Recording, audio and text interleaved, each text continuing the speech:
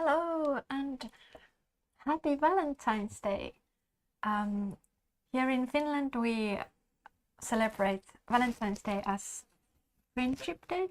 So yeah, happy Friendship Day to you all and welcome. And today we are going to do interesting things. So Don't say anything more. Just interesting things. yeah, That's more intriguing. true. So to celebrate this Valentine's Day, we have Beauty and the Beast theme in this live stream. So I am going to do this Disney puzzle by Thomas Kinkade. It's called Beauty and the Beast's Winter Enchantment. The brand is Schmidt. And Jan is going to read The sausage story. No, not anymore. But the Beauty and the Beast original story, even though now that's hello Kura, welcome. Actually, just a few minutes before the live stream, I noticed that, oh dear, it's super long. The original story, because it's kind of novel and not a fairy tale or folk tale. Or so Jan is actually reading now a shortened version Of the sausage story. by Andrew Lang. So apologies to all who were waiting for A novel. yeah, the original, but yeah, you will get the shortened version. And meanwhile, I am trying to complete this puzzle. I want to show you that I have sorted pieces, so I do believe that this could be probably possible. I have a few holes here that you cannot see apparently, and here, but otherwise the bottom part is pretty much done. So that's quite great. Here I have the castle pieces. The castle is quite big. And yeah, there they are, frolicking in the snow. The Beast and the Beauty and Mrs. Potts, and I don't even know these names in English. Chip. I was surprised you remembered Mrs. Potts. Yeah, Lumiere, and I don't remember this clock either. Oh, okay, I don't even try. But anyway, here are the castle pieces, then here are the sky pieces, and then I have the standard pieces of all the rest of the pieces, and duck foot pieces, and then these that have 3 things, knots, whatever. Hello, Lynn. Lynn to the rescue. Yes, thank you, Lynn. So the clock is called Clocksworth. Thank you very much. I think it's Gönni in the Finnish version. Gönni. So couldn't really get that into my head. And yeah, I have been doing this for pretty much 4 hours already, and I may be halfway done. So yeah, it will be interesting to see if I can actually finish this or what will happen. Hello, Jan. Hello, Jan, welcome. I was trying to say that, so at a moment that you have a really hard time waving, you succeeded. Yeah. In waving. Of course. Can you wave with both hands? Yay! So you're not right-handed waver? No, I actually prefer both-handed waving. That does help the cuteness fact. but you are susceptible to attacks from crocodiles and sausages. That was a surprise. But yes, I will start with this castle, and Jan will start from the beginning. With the sausages. And yeah, I really love these cardboard trays. If you know any other cardboard material trays. Oh, how lovely. This is blue. Yeah, but it's blue fairy book, so it has to be blue. No. I guess it's their logic. Yes, that's so pleasing to the eye. Isn't it? And Jan actually did much of these buildings. I haven't even touched these yet. So. The wizard hats. Yeah, many. Actually, these remind me of some gnome hats. Tonto or something. Garden gnomes.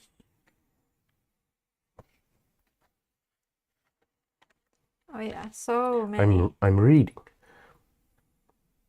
Oh, I have to read aloud. Yeah. I thought I'd just read that and we'll be silent.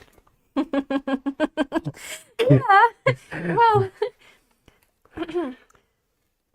I just said that you read the story and I do a puzzle.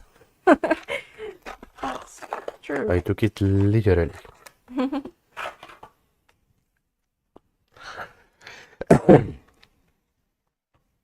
Oh, and I want to say, hello, Katarina, welcome. That I really like doing this puzzle, even though it is very, very hard. But Schmidt is such a good quality that, yeah, this is really enjoyable. I like their thickness. Yes, and there Thick Schmidt. aren't any false fits. So that is great. But are there enough ducks? Maybe not. Oh. Maybe not. Oh, and I will put the timer on because cheating. I just cannot. What? It's going backwards. What? You're traveling in time. How can I switch this? This is the most hilarious technical problem we've had. Apparently you have to put it to 9 and then it goes up. Right. Now I understand. So I cannot continue from, because if I put 1 hour, it immediately switches to down. Right. Well, that makes sense. I understood nothing. Fine. Well, we don't need a timer. Oh. You can just start. Shall I start the blue book? Yes.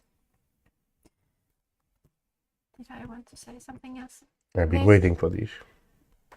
The original tale was written in, I would say, 1700s. But I don't know when this shortened version was written. And there are, of course, many stories about this similar kind of situation that have been told in... Such as normal situation. Normal, that your husband, that the man is not very, well, he's more hairy. I don't know. I don't know. There's something peculiar. You have also fallen into that trap. For hairy men. Yeah. Could be. Hello, Inna. Hello, Inna. Welcome. Yes, happy Friends Day. Friendos. Yeah. Good point, Lynn. I can just start it from 0. Okay. Good. The sausage, the bird, and a giraffe. I really want to hear that story. What was the sausage thing even called? Remember? Hello, Betty. Hello, Betty. Welcome. Oh, you have also cold and snow. We actually don't have that much snow. You have acceptable amounts of white stuff. Yeah. So surprising. But yeah, I'm really looking forward to hearing the original story. I grew up with this Disney movie and I have always liked it very much. Is that why you like hairy men? Not all hairy. Do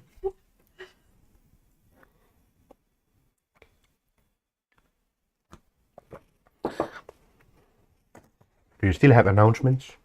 Maybe not. Maybe we can begin. Oh. Ooh. Chop. Did you find a gnome hat? Mm-hmm. Beauty and the Beast. Good start. Yes. Once upon a time, in a very far-off country, as always. Mm-hmm. So you can't call the storyteller a liar. They're so far away, you don't know them. Yeah. There lived a merchant who had been so fortunate in all his undertakings that he was enormously rich.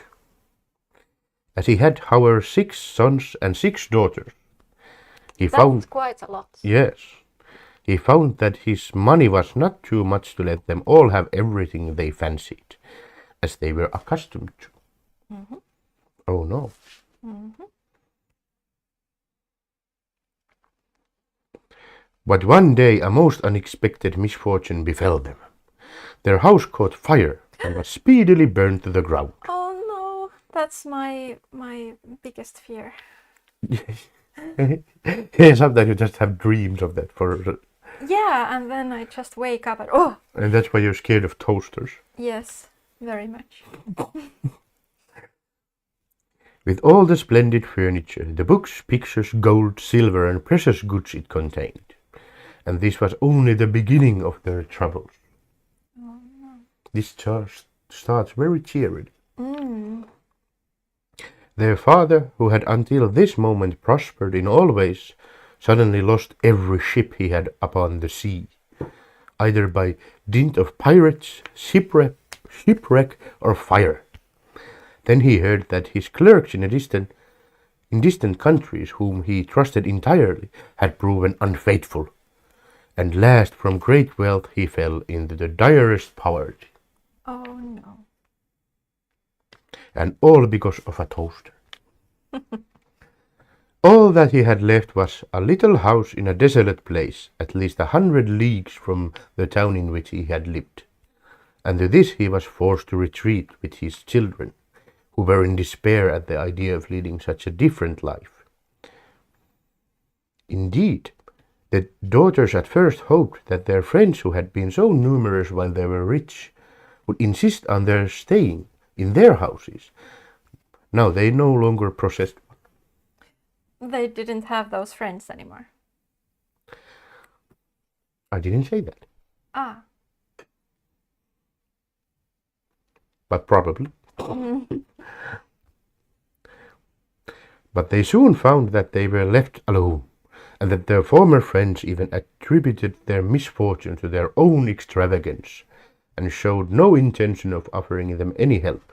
Oh no. So nothing was left for them but to take their departure to the cottage, which stood in the midst of a dark forest, and seemed to be the most dismal place upon the face of the earth.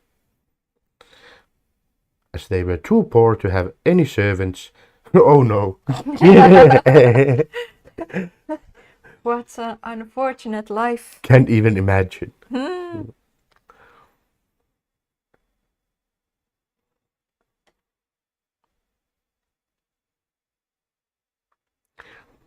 Mm.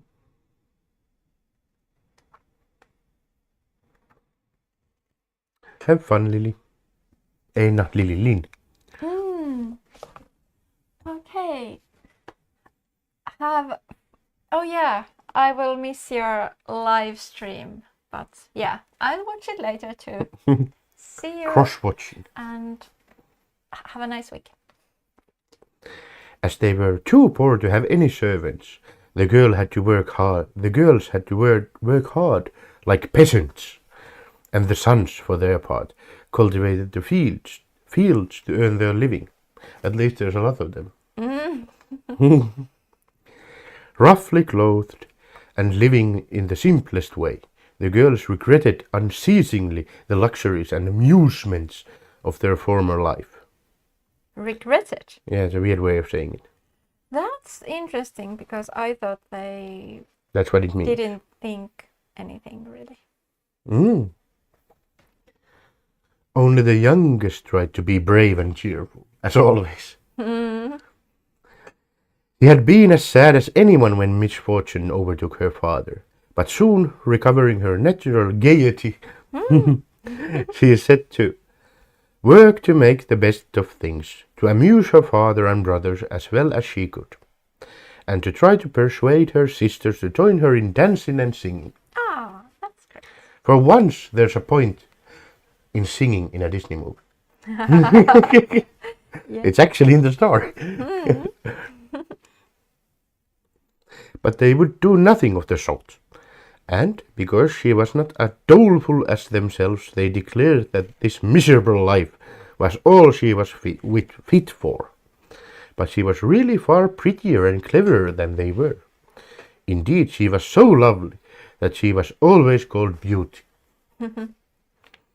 After 2 years, when they were all beginning to get used to their new life, something happened to disturb their tranquility.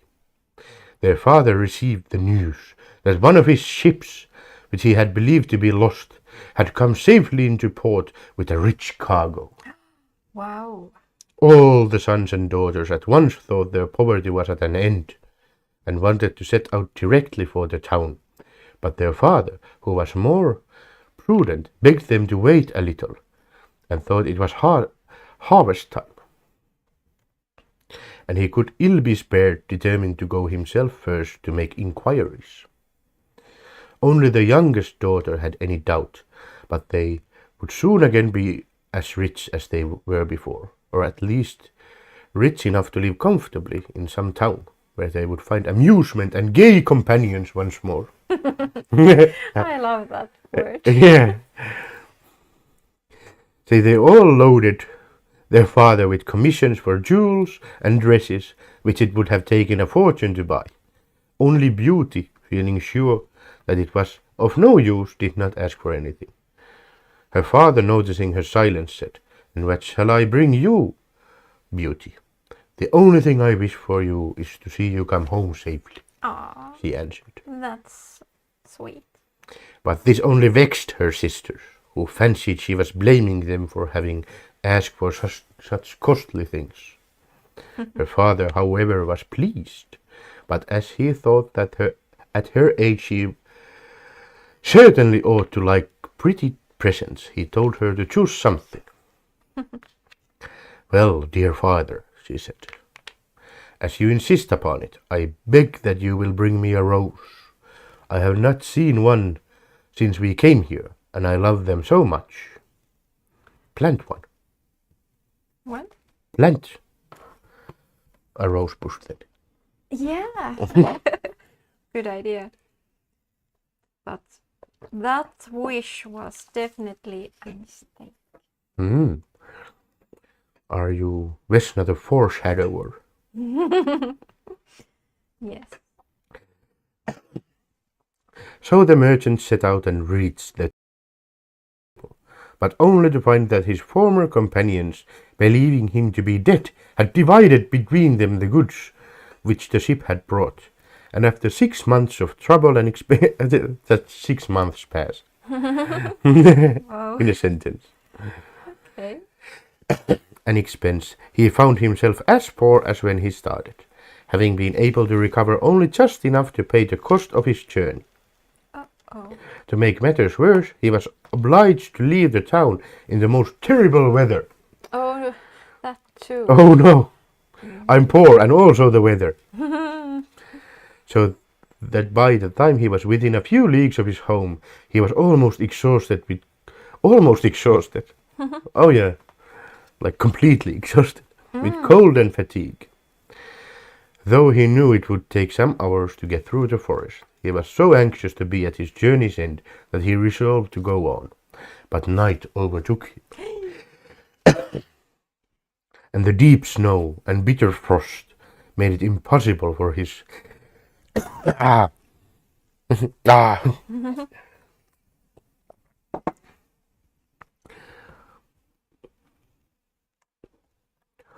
made it impossible for his horse to carry him any further. Not a house was to be seen. The only shelter he could get was a hollow trunk of a great tree, and there he crouched all the night, which seemed to him the longest he had ever known. In spite of his weariness, the howling of the wolves kept him awake, and even when at last day broke, he was not much better off, for the falling snow had covered every path, and he did not know which way to turn. Oh, Things are not good. no. Hello, Patricia. Hello, Richard and Patricia. At length, he made out some sort of track, and thought at the beginning it was so rough and slippery that he fell down more than once. It presently became easier and led him into an avenue of trees, which ended in a splendid castle. Oh, the castle that is being built right here. Yes. Hurry up. He's at the door. Might take a while. It seemed to the merchant very strange that no snow had fallen in the avenue, which was entirely composed of orange trees, covered with flowers and fruit. When he reached the first court of the castle, he saw before him a flight of agate steps, and went up them, and passed through several splendidly furnished rooms. He just went in. As you do. Yes. The pleasant warmth of the air revived him, and he felt very hungry. But there seemed to be nobody in all this vast and splendid palace whom he could ask to give him something to eat. Deep silence reigned everywhere, and at last, tired of roaming through empty rooms and galleries, he stopped in a room smaller than the rest, where a clear fire was burning, and a couch was drawn up closely to it. Thinking that this must be prepared for someone who was expected, he sat down to wait till he should come, and very soon fell into a sweet sleep. So he went to some guy's house and fell asleep on the couch. Yep, not a good idea. When his extreme hunger wakened him after several hours, he was still alone, but a little table upon which was a good dinner had been drawn up close to him, and as he had eaten nothing for 24 hours, he lost no time in beginning his meal, hoping that he might soon have an opportunity of thanking this considerate entertainer, whoever it might be. But no one appeared, and even after a long sleep, from which he awoke completely refreshed, there was no sign of anybody, though a fresh meal of dainty cakes and fruit was prepared upon the little table at his elbow. Being naturally timid, the silence began to terrify him, and he resolved to search once more through all the rooms, but it was of no use. Not even a servant was to be seen. There was no sign of life in the palace. He began to wonder what he should do, and to amuse himself by pretending that all the treasures he saw were his own. This is weird. I'll start playing. Ooh, I have all these things here. I'm a fancy man. Yeah. And considering how he would divide them among his children. Then he went down into the garden and thought it was winter everywhere else. And though it was winter everywhere else, here the sun shone, and the birds sang, and the flowers bloomed, and the air was soft and sweet. The merchant in ecstasies with all he saw and heard, said to himself, "All this must be meant for me. I will go this minute and bring my children to share all these delights." Okay. That was interesting. In spite of being so cold and weary, when he reached the castle, he had taken his horse to the stable and fed it. Now he thought he would saddle it for his homeward journey, and he turned down the path which led to the stable. This path had a hedge of roses on each side of it, and the merchant thought he had never seen or smelled such exquisite flowers.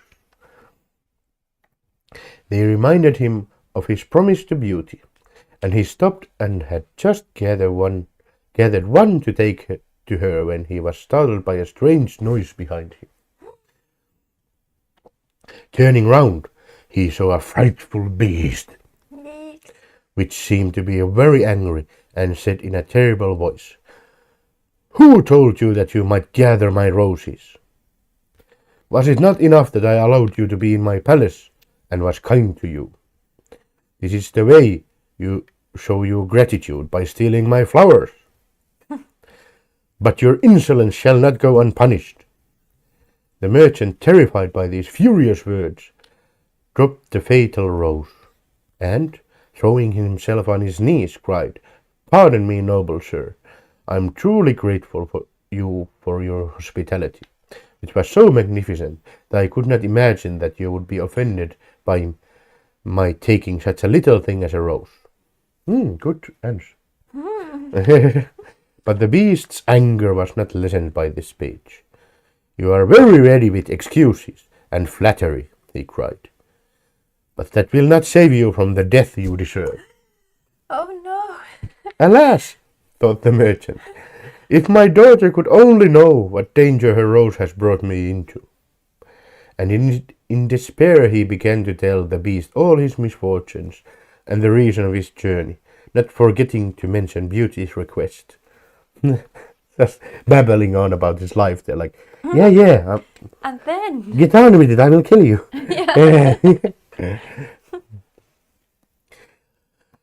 A king's ransom would hardly have procured all that my other daughters asked, he said, but I thought that I might at least take Beauty her rose.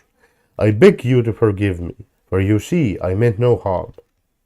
The beast considered for a moment, and then he said in a less furious tone, I will forgive you on one condition, that is, that you will give me one of your daughters. Ah, cried the merchant. If I were cruel enough to buy my own life at the expense of one of my children's, what excuse could I invent to bring her here? No excuse would be necessary, answered the beast. If she comes at all, she must come willingly. On no other condition will I have her. See if any one of them is courageous enough and loves you well enough to come and save your life. You seem to be an honest man, so I will trust you to go home. I give you a month to see if either of your daughters will come back with you and stay here, to let you go free. If neither of them is willing, you must come alone, after bidding them goodbye forever, for then you will belong to me, and I will marry you. And do not imagine that you can hide from me, For if you fail to keep your word, I will come and fetch you, added the beast grimly. Yikes. The merchant accepted this proposal, though he did not really think any of his daughters could be persuaded to come. He promised to return at the time appointed, and then, anxious to escape from the presence of the beast, he asked permission to set off at once. But the beast answered that he could not go until next day. Don't go. I'm lonely. Do you want some fruits and dainty cakes? Perhaps. Then you will find a horse ready for you, he said. Now go and eat your supper and obey my orders. I wasn't wrong. Yeah. Oh. The poor merchant, more dead than alive, went back to his room, where the most delicious supper was already served on the little table which was drawn up before a blazing fire. But he was too terrified to eat, and only tasted a few of the dishes for fear the beast should be angry if he did not obey his orders. Frightened eating. When he had finished, he heard a great noise in the next room, which he knew meant that the beast was coming. As he could do nothing to escape his visit, the only thing that remained was to seem as little afraid as possible. So when the beast appeared and asked roughly if he had supped well, supped? If you have supper, apparently you supped. Ah, yeah. Okay. The merchant answered humbly that he had, thanks to his host's kindness. Then the beast warned him to remember their agreement and to prepare his daughter exactly for what she had to expect. Do not get up tomorrow, he added, until you see the sun and hear a golden bell ring. Then you will find your breakfast waiting for you here. He is really concerned about guys eating. That's really great. I like him. And the horse you are to ride will be ready in the courtyard. He will also bring you back again when you come with your daughter a month hence. Farewell! Take a rose to beauty and remember your promise. The merchant was only too glad when the beast went away, and thought he could not sleep for sadness. And though he could not sleep for sadness, he lay down until the sun rose. Then, after a hasty breakfast, he went to gather Beauty's rose and mounted his horse, which carried him off so swiftly that in an instant he had lost sight of the palace. And he was still wrapped in gloomy thoughts when it stopped before the door of the cottage. His sons and daughters, who had been very uneasy at his long absence, rushed to meet him, eager to know the result of his journey, which, seeing him mounted upon a splendid horse and wrapped in a rich mantle, they supposed to be favorable. He hid the truth from them at first, only saying sadly to Beauty, as she gave her the rose, "Here is what you asked me to bring you. You little know what it has cost." No blaming at all. Damn you! Yeah.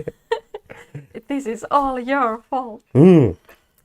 But this excited their curiosity so greatly that presently he told them his adventure from beginning to end. Well, he lasted about a minute. I shall not tell them. Oh, here's what happened. Yeah. And then they were all very unhappy. The girls lamented loudly over their lost hopes, and the sons declared that their father should not return to this terrible castle, and began to make plans for killing the beast, if it should come to fetch him. But he reminded them that he had promised to go back. Then the girls were very angry with Beauty, and said it was all her fault, and that if she had asked for something sensible, this would never have happened, and complained bitterly that they should have to suffer for her folly. Damn you for liking roses. Yeah.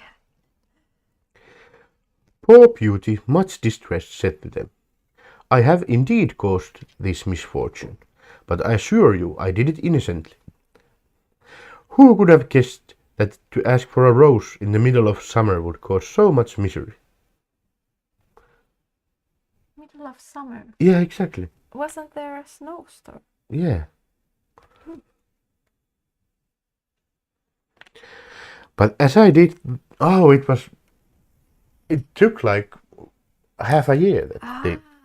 Right. Yeah, that's true. Good point. But as I did the mischief, it is only just that I should suffer for it. I will therefore go back with my father to keep his promise. At first nobody would hear of this arrangement, and her father and brothers who loved her dearly declared that nothing should make them let her go. But Beauty was firm. As the time drew near, she divided all her little possessions between her sisters and said goodbye to everything she loved. Aww. And when the fatal day came, she encouraged and cheered her father as they mounted together the horse which had brought him back. It seemed to fly rather than gallop, but so smoothly that Beauty was not frightened. Indeed, she would have enjoyed the journey if she had not feared that what might happen to her at the end of it. This would be a nice ride if I was not to meet a beast. Her father still tried to persuade her to go back, but in vain. While they were talking, the night fell, and then to their great surprise, wonderful colored lights began to shine in all directions. And splendid fireworks blazed out before them. Ooh. All the forest was illuminated by them, and even felt pleasantly warm, though it had been bitterly cold before. Wow, so she got quite a welcome. That's nice. This lasted until they reached the avenue of orange trees, where were statues holding flaming torches, and when they got nearer to the palace they saw that it was illuminated from the roof to the ground, and music sounded softly from the courtyard. The beast must be very hungry, said Beauty, trying to laugh, if he makes all this rejoicing over the arrival of his prey. Does she really think that he would eat her? I think she made a joke. That's why she laughed. She made a joke? Yes, that's why she laughed. Unheard of. Like in that kind of... Usually that kind of stories don't have it. That's true. But in spite of her anxiety, she could not help admiring all the wonderful things she saw. The horse stopped at the foot of the flight of steps, leading to the terrace, and when they had dismounted, her father led her to the little room he had been in before, where they found a splendid fire burning, and the table daintily spread with delicious supper. Oh, it's so nice that her father came with her. The merchant knew that this was meant for them, and Beauty, who was rather less frightened now that she had passed through so many rooms and seen nothing of the beast, was quite willing to begin, for her long ride had made her very hungry. But they had hardly finished their meal when the noise of the beast's footsteps was heard approaching, and Beauty clung to her father in terror, which became all the greater when she saw how frightened he was. But when the beast really appeared, though she trembled at the sight of him, she made a great effort to hide her terror, and saluted him respectfully. Oh. Salute! Maybe she waved too. Yeah. Hello. This evidently pleased the beast. After looking at her, he said, in a tone that might have struck terror into the boldest heart, though he did not seem to be angry. "Good evening, old man." "Good evening, Beauty." The merchant was too terrified to reply, but Beauty answered sweetly, "Good evening, beast." I will not do that voice. Did she really say good evening, beast? Yes. Oh, okay. "Have you come willingly?" asked the beast. Will you be content to stay here when your father goes away? Straight to the point. Yeah. Beauty answered bravely that she was quite prepared to stay. I am pleased with you. Turn around. No, didn't say that. I am pleased with you, said the beast. As you have come of your own accord, you may stay. As for you, old man, he added, turning to the merchant, at sunrise tomorrow you will take your departure. When the bell rings, get up quickly and eat your breakfast, and you will find the same horse waiting to take you home. But remember that you must never expect to see my palace again. He just does nothing the same day. Tomorrow. Yeah. Then turning to Beauty, he said, take your father into the next room and help him choose everything you think your brothers and sisters would like to have. Oh. That's so kind. A kind kidnapping. Yeah. You will find 2 traveling trunks there. Fill them as full as you can. It is only just that you should send them something very precious as a remembrance of yourself. Then he went away, after saying, goodbye, Beauty, goodbye, old man, and thought, and though Beauty was beginning to think with great dismay of her father's departure, she was afraid to disobey the beast's orders. And they went into the next room, which had shelves and cupboards all around it. They were greatly surprised at the riches it contained. There were splendid dresses fit for a queen, with all the ornaments that were to be worn with them. And when Beauty opened the cupboards, she was quite dazzled by the gorgeous jewels that lay in heaps upon every shelf. After choosing a vast quantity, which she divided between her sisters, for she had made a heap of the wonderful dresses for each of them, she opened the last chest, which was full of gold. Wow. I think, father, she said, that as the gold will be more useful to you, we had better take out the other things again, and fill the trunks with it. So they did this. I was about to say, like, yeah, leave the dresses, you can buy them. Yeah. But the more they put in the more... What? But the more they put in, the more room there seemed to be. And at last they put back all the jewels and dresses they had taken out. And Beauty even added as many more of the jewels as she could carry at once. And then the trunks were not too full. But they were so heavy that an elephant could not have carried them. The beast was mocking us, cried the merchant. He must have pretended to give us all these things, knowing that I could not carry them away. Let us wait and see, answered Beauty. I cannot believe that he meant to deceive us. All we can do is to fasten them up and leave them ready. So they did this, and returned to the little room, where to their astonishment they found breakfast ready. How can it be? It happened only 5th time. Yeah. The merchant ate his with good appetite, as the beast's generosity made him believe that he might perhaps venture to come back soon and see Beauty. But she felt sure that her father was leaving her forever.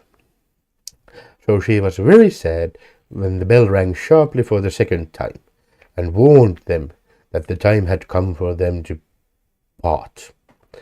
They went down into the courtyard, where 2 horses were waiting, one loaded with the 2 trunks, the other for him to ride.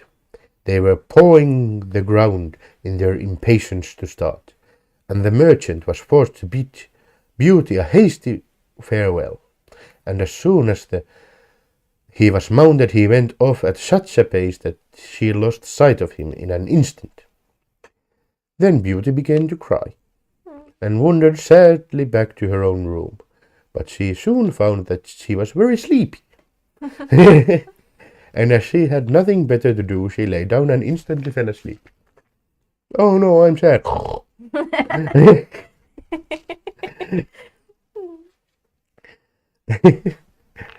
You can relate. Yeah.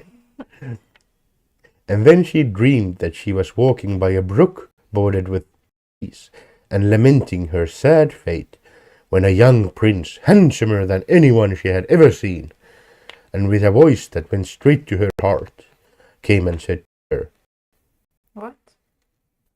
What? Was she dreaming? No, Then I don't know. she was. Ah, okay. Oh, Beauty! You are not so unfortunate as you suppose. Here you will be rewarded for all you have suffered elsewhere. Your every wish shall be gratified. Only try to find me out, no matter how I may be disguised, as I love you dearly, and in making me you will find your own happiness. Be as true-hearted as you are beautiful, and we shall have nothing left to wish for. What can I do, Prince, to make you happy? Said Beauty.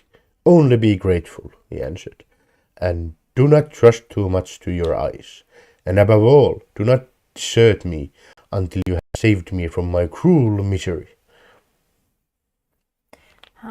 Hints. A lot of hints. Yeah. Oh. This story should end now. The Beauty is like, oh yeah, you are that prince. Yes.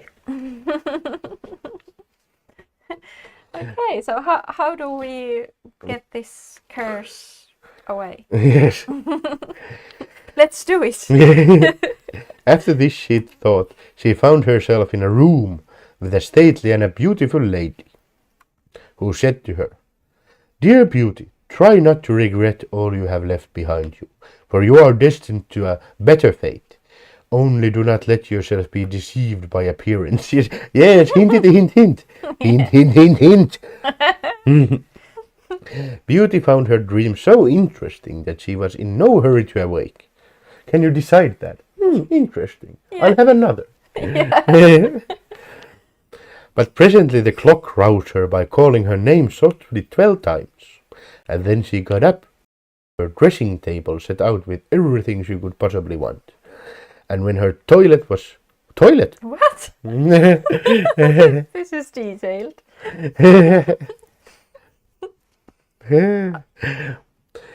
And when her toilet was finished, she found dinner was waiting in the room next to her. Toilet was finished. Yeah, I don't know. Interesting. Is it archaic word of to toil, or I'm not sure. The toilet was finished. There was breakfast and also a fancy toilet. Yeah. What more could I want? Yes. Fancy toilet. Yes. I've always wanted a fancy loo. Lovely. But dinner does not take very long when you are all by yourself, and very soon she sat down cozily in the corner of a sofa, and began to think about the charming prince she had seen in her dream. He said I could make him happy, said Beauty to herself.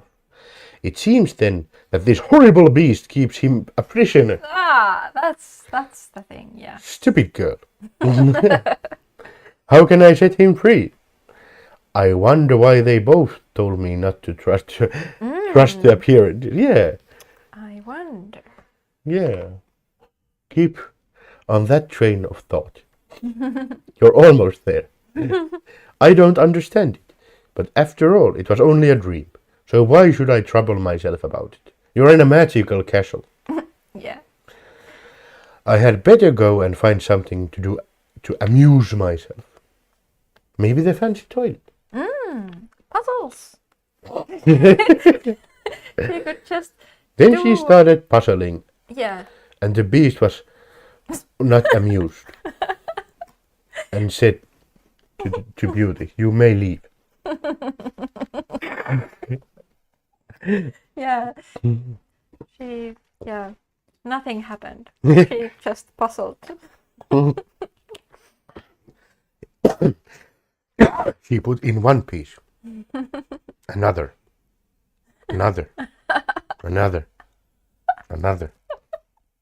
Another. That would be a good story. I've almost bought it a couple of times. That someone made a book, Game of Thrones by Hodor. It just says Hodor, Hodor, Hodor, Hodor.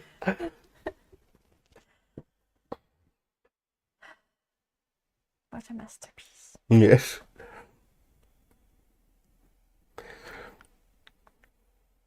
So she got up and began to explore some of the many rooms of the palace.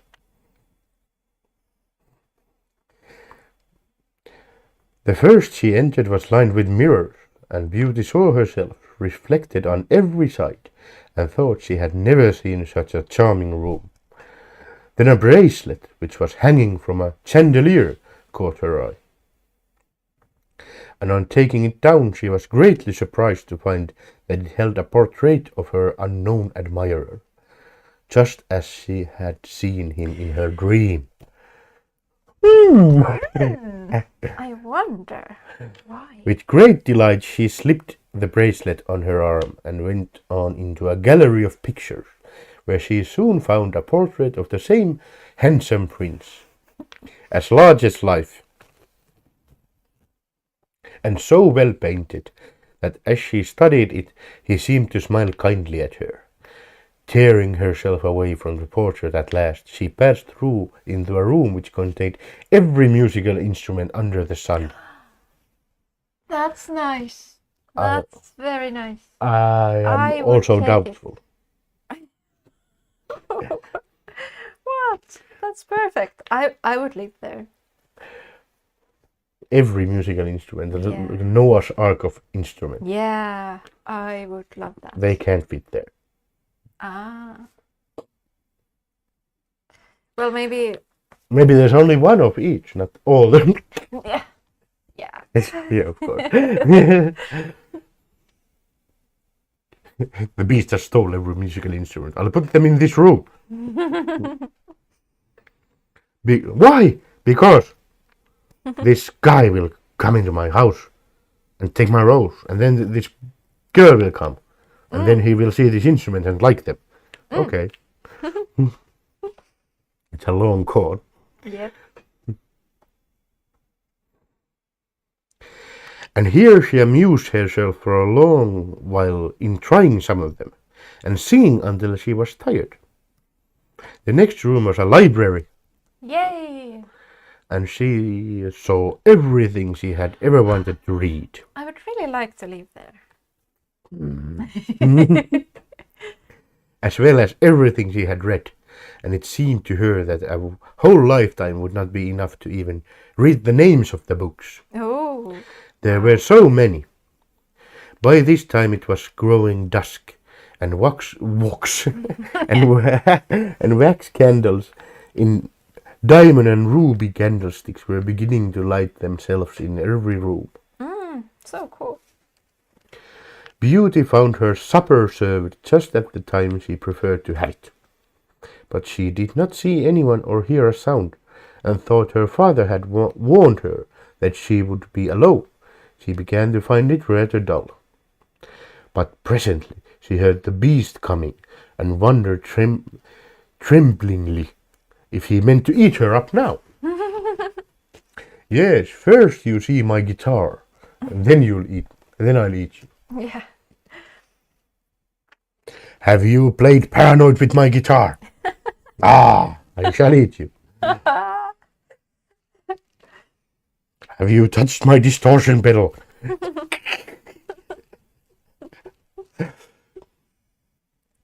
But if he can kill just because somebody took his rose. That was just a ploy to get a girl. Haha, that's my rose. Yeah. I'll have your daughter. Good plan. However, as he did not seem at all ferocious, and only said gruffly, "Good evening, Beauty," she answered cheerfully and managed to conceal her terror. Then the beast asked her how she had been amusing herself, and she told him all the rooms she had seen. Then he asked if she thought she could be happy in his palace, and Beauty answered that everything was so beautiful that she would be very hard to please if she could not be happy. And after about an hour's talk, Beauty began to think that the Beast was not nearly so terrible as she had supposed at first. Then he got up to leave her and said in his gruff voice, "Do you love me, Beauty? Will you marry me?" That was quite soon. Well, he took her to dinner first. Wow, that's good. Will you marry me? "Oh, what shall I say?" cried Beauty, for she was afraid to make the Beast angry by refusing. "Say yes or no, without fear," he replied. "Oh no, Beast," said Beauty hastily. "Since you will not, good night, Beauty." Oh, the mind games. And she answered, "Good night, Beast," very glad to find that her refusal had not provoked him. And after he was gone, she was very dreaming of her unknown prince. And the prince just comes in her dream like, "Come on!" Yeah. She thought he came and said to her, "Oh, Beauty, why are you so unkind to me? I fear I'm fated to be unhappy for many a long day still." And then her dreams changed, but the charming prince figured in them all. And when morning came, her first thought was to look at the portrait and see if it was really like him. And she found that it certainly was. This morning she decided to amuse herself in the garden, for the sun shone and all the fountains were playing.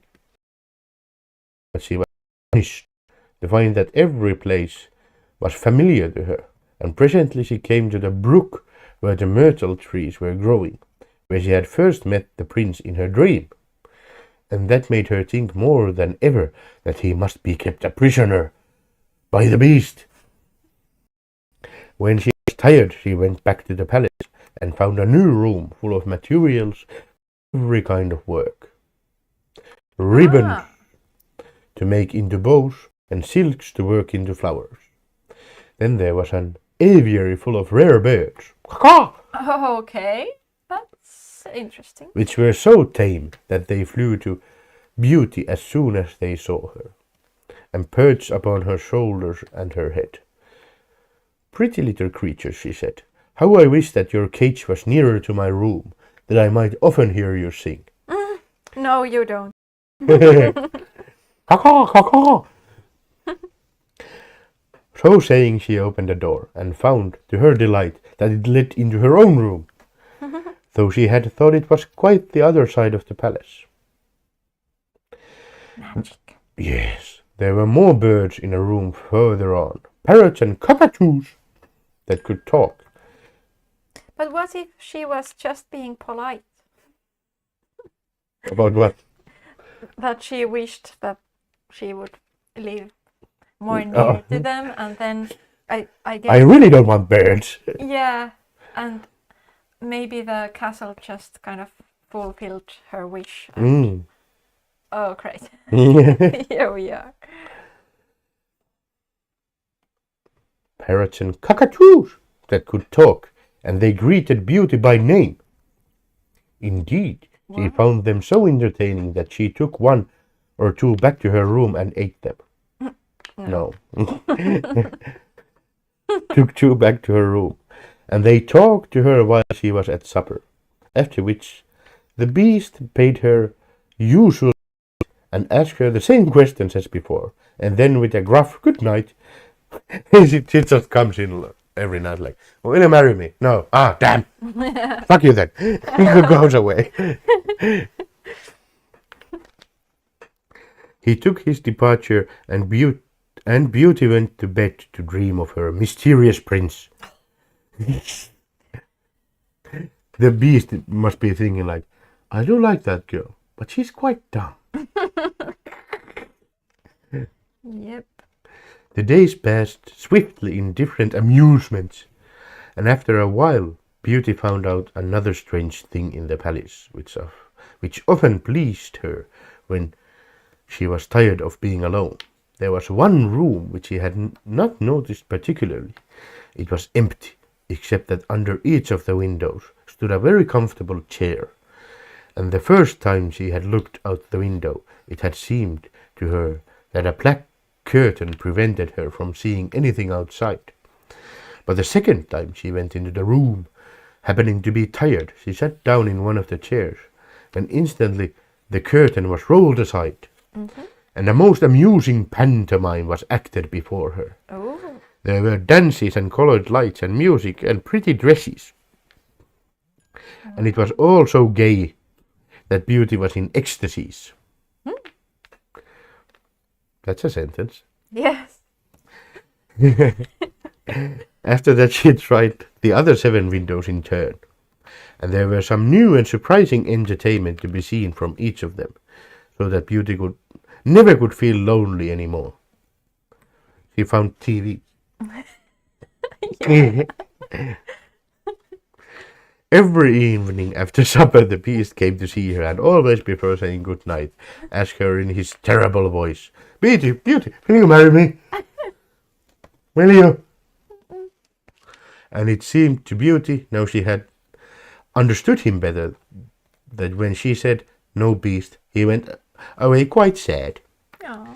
But her happy dreams of the handsome young prince soon made her forget the poor Beast, and the only thing that at all disturbed her was to be constantly told to distrust appearances, to let her heart guide her, and not her eyes, and many other equally perplexing things. Oh, how perplexing! Yes. Consider as she would, she could not understand. So everything went on for a long time, and the writer got bored.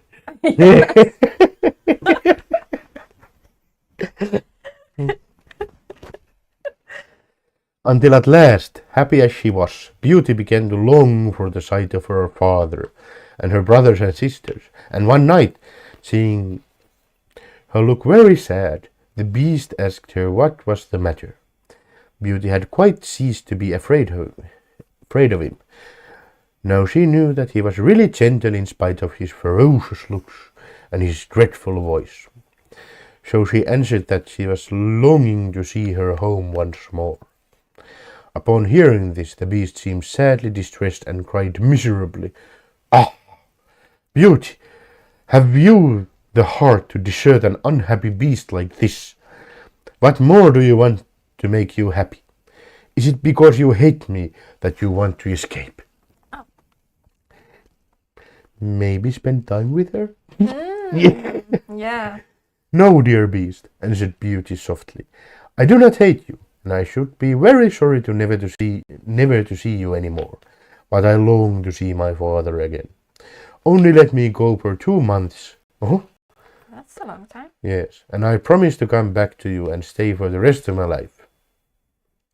The Beast, who had been sighing dolefully while she spoke, now replied, I cannot refuse you anything you ask, even though it should cost me my life. Take the 4 boxes you will find in the next room to your own, and fill them with everything you wish to take with you.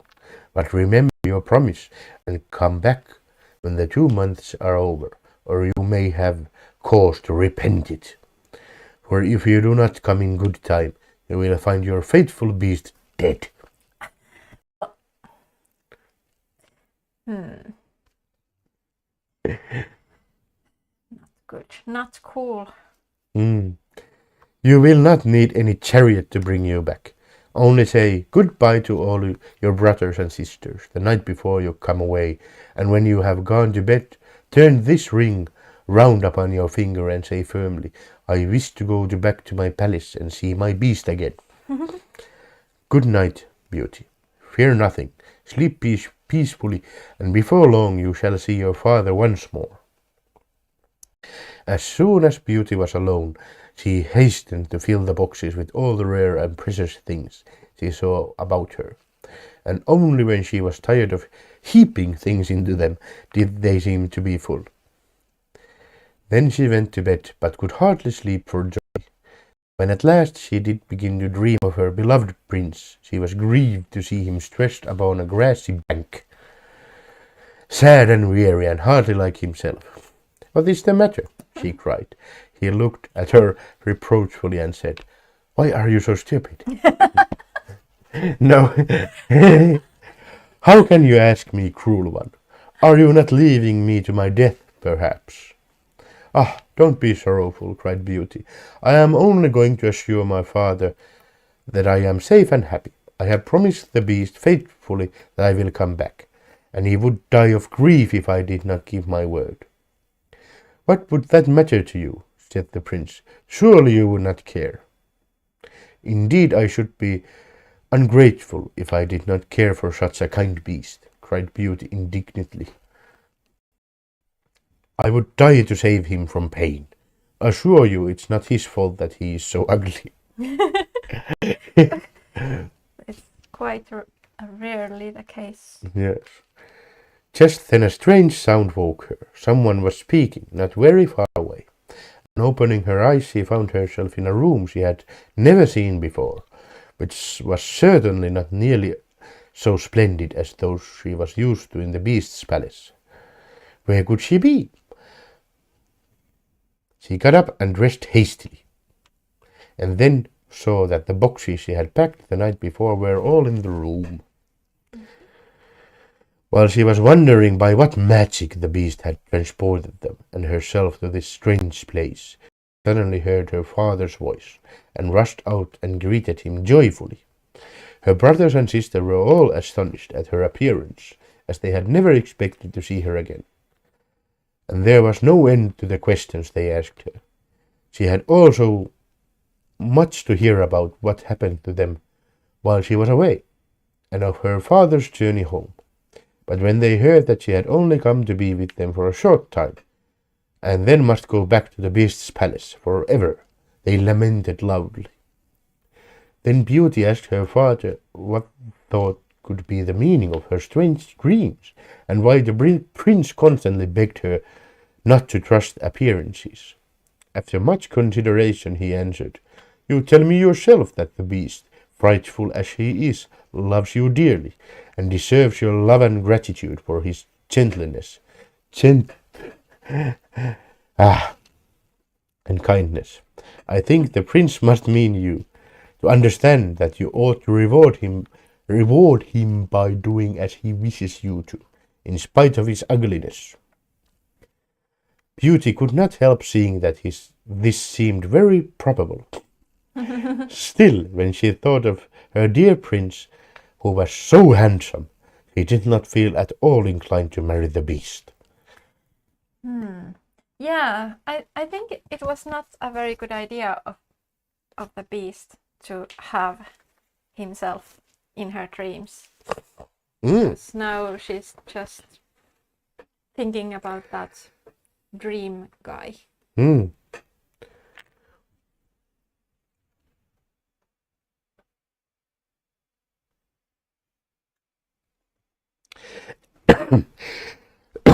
At any rate, for 2 months she need not decide, but could enjoy herself with her sisters.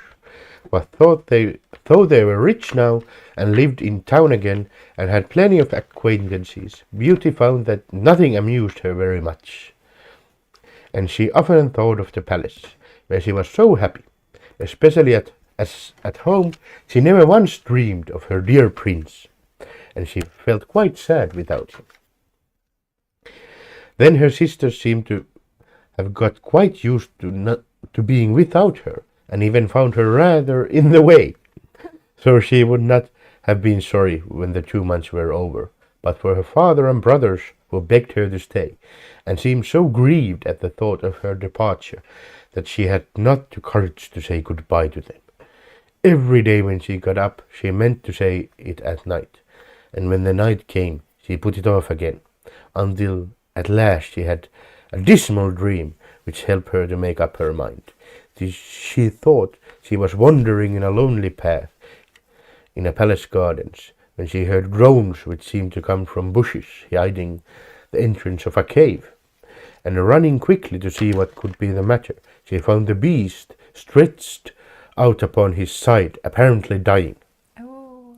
He reproached her faintly with being the cause of his distress, and at the same moment a stately lady appeared and said very gravely, "Ah, Beauty, you are only just in time to save his life. See what happens when people do not keep their promises. If you had delayed 1 day more, you would have found him dead." Oh no. Beauty was so terrified by this dream that the next morning she announced her intention of going back at once. She said goodbye to her father and all her brothers and sisters, and as soon as she was in bed she turned her ring round upon her finger and said firmly, "I wish to go back to my palace and see my beast again," as she had been told to do. I would have forgotten like what I was supposed to say. Absolutely. Totally. God, would you write that down? Yes, please. Sleep instantly and only woke up to hear the clock saying "Beauty" 12 times in its musical voice, which told her at once that she was really in the palace once more. Everything was just as before, and her birds were so glad to see her. But Beauty thought she had never known such a long day, for she was so anxious to see the beast again that she felt as if supper time would never come. But when it did come, and no beast appeared, she was really frightened. So after listening and waiting for a long time, she ran down into the garden to search for him.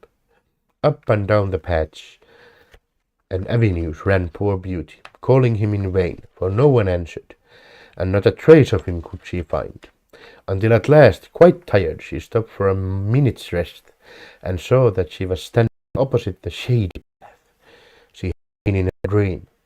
She rushed down it, and sure enough there was the cave, and in it lay the beast, asleep, as Beauty thought. Quite glad to have found him, she ran up and stroked his head.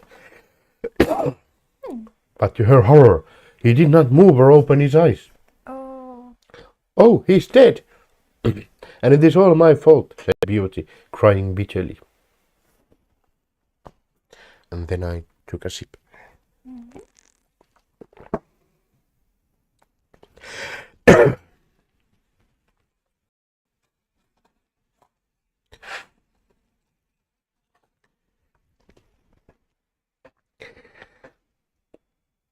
But then, looking at him again, she fancied he still breathed, and hastily fetching some water from the nearest fountain, or fountain water, she sprinkled it over his face,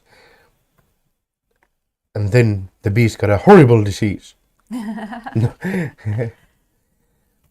over his face, and to her great delight he began to revive. "Oh, beast, how have you frightened me!" she cried. "I never knew how much I loved you until just now, when I feared I was too late to save your life. Can you really love such an ugly creature as I am?" said the beast faintly. "Ah, Beauty, you only came just in time. I was dying because I thought you had forgotten your promise. But go back now and rest. I shall see you again by and by." I have no idea. Who had half expected that he would be angry with her, was reassured by his gentle voice and went back to the palace, where supper was awaiting her, and afterward the beast came in as usual, and talked about the time she had spent with her father, asking if she had enjoyed herself, and if they had all been very glad to see her. A bit personal. Yes. Beauty answered politely, and quite enjoyed telling him all that had happened to her. And when at last the time came for him to go, and he asked, as he had so often asked before, "Beauty, will you marry me?" He answered softly, "Yes, dear beast." As she spoke, a blaze of light sprang up before the windows of the palace. Fireworks crackled, and guns banged. And across the avenue of orange trees, in letters all made of fireflies, was written, "Long live the prince and his bride." Wow. Turning to ask the beast what it could all mean, Beauty found that she had disappeared, and in his palace stood her long-loved prince. At the same moment, the wheels of a chariot were heard upon the terrace, and two ladies entered the room. One of them Beauty recognized as the stately lady she had seen in her dreams.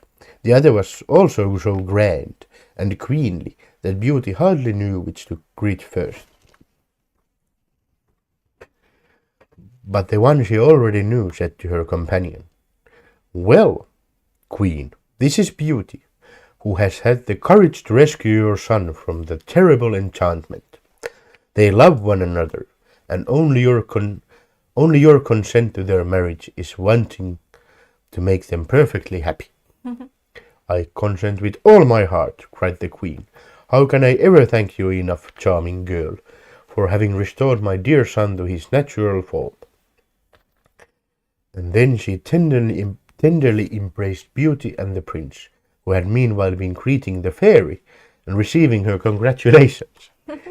"Now," said the fairy to Beauty, "I suppose you would like me to send for all your brothers and sisters to dance at your wedding." And so she did. And the marriage was celebrated the very next day with the utmost splendor, and Beauty and the prince lived happily ever after. Wow. Wow. So that was the story. Yeah. All right. Oh, you've done quite a lot. But I'm not done yet. You should have timed it perfectly. Yeah, but couldn't. You have failed, Mm, and now I will die. It's some kind of puzzle enchantment. and I think that was quite an interesting version. Not version, but Well, it's a version. yeah. True. While reading that, I realized I remember nothing from the Disney. A while since I have seen it too. But I think the beast in this one was he wasn't as aggressive as in the movie, because then he was shouting so much all the time. Do you remember? No. I remember some beasting, but Beasting. yes. Yeah, so here he was very sophisticated and gentleman. Yes. And very concerned about nutrition. Which you should be.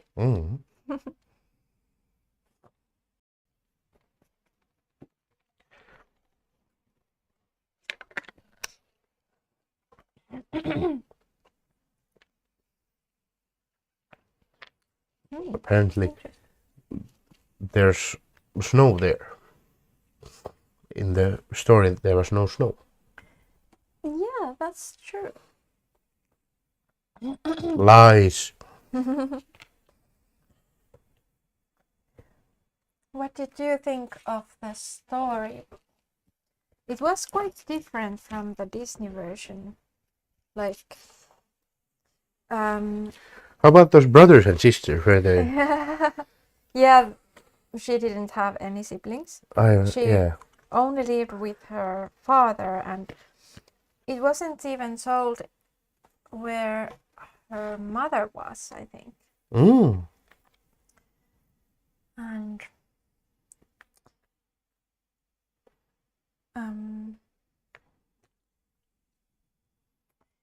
yeah, and it's interesting that in the movie the prince he was very like unkind. Like he had been mean to that whatever it was, some kind of fairy person. Fairy person.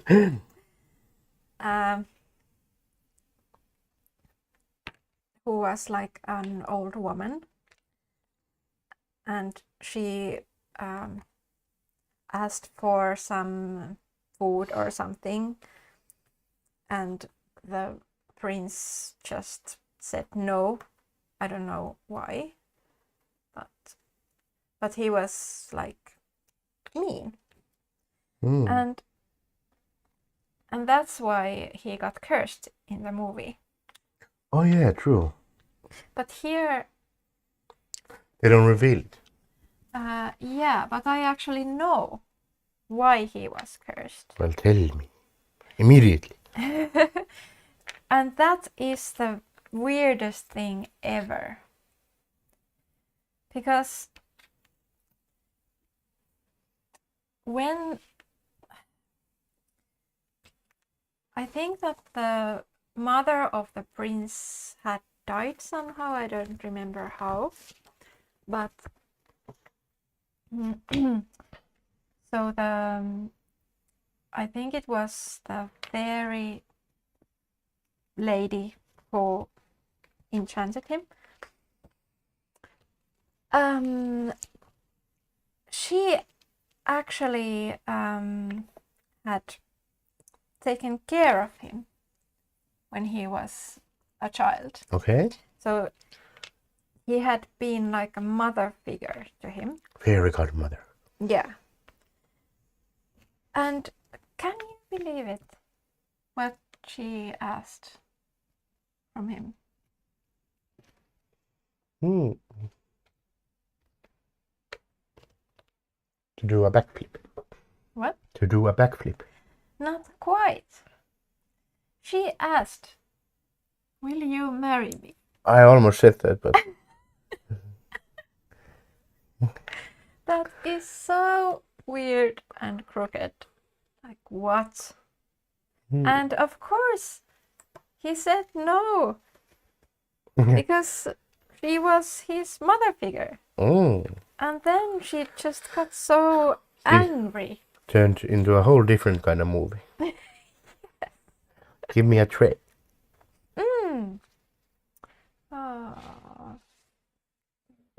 Katarina, that is in the real person version of this movie. There's some flashbacks of their mothers, if I remember right. Ah, okay. Yeah, I have seen that movie, but I don't remember any details.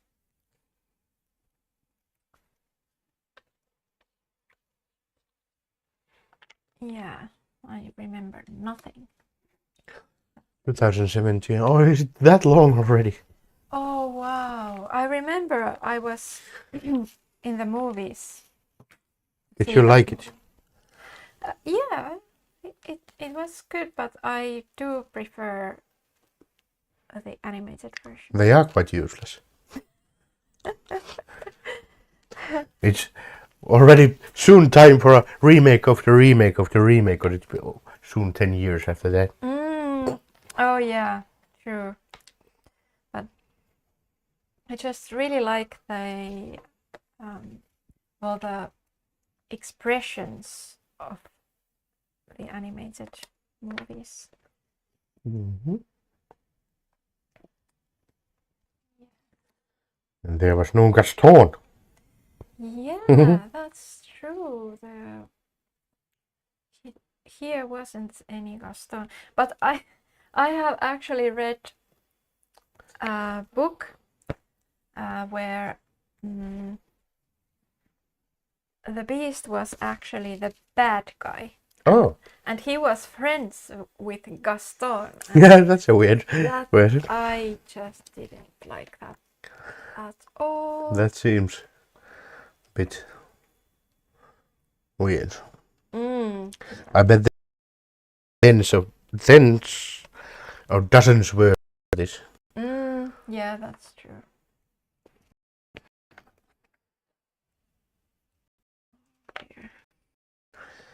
the story probably traveled Mm, and changed along the way. yeah.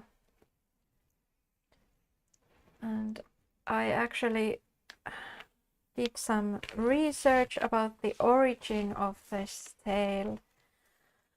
Now, if I just would remember something, it would be nice. But at least we know that you know. Jan says her mother had the plague and was dying, so her father took her away. I haven't watched the Disney version in a long time. Okay.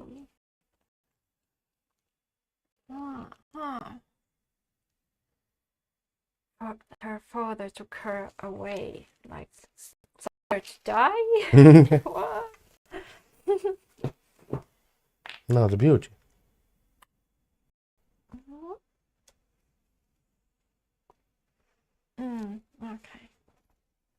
Okay.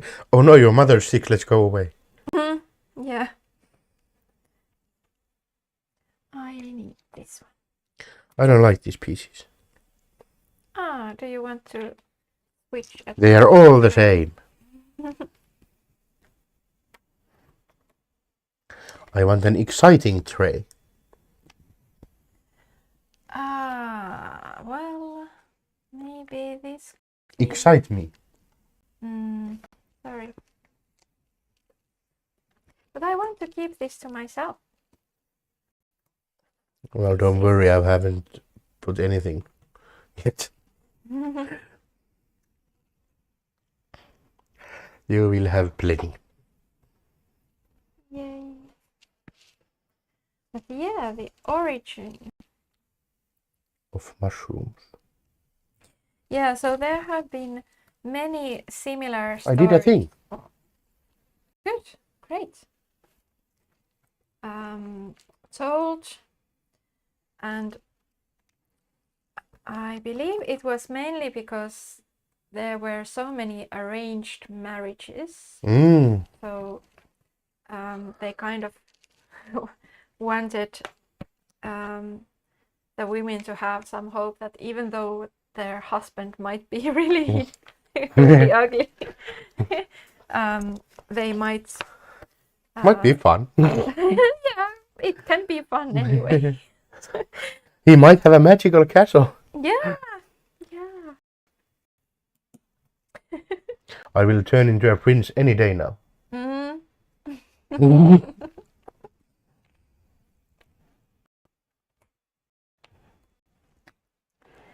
And there's actually this conversation that it might that there was this real person that might have inspired these stories. Even though I think the first this kind of story was already from ancient times. Let me guess. This kind of story. Oh, let me guess. This, the one we know best, is from around Germany or something. Are you? I'm talking now about the ancient time. I'm not. Okay. So, what are you referring to? This one we know best. Yeah. I'm guessing this is from around Germany, or. I don't remember. I think this author of this text is French. Yeah, the author doesn't matter. Yeah, and the person that probably was the inspiration, I don't remember. Yeah, too bad, because why I don't remember anything. I am so sad. But anyway, there was this real man who was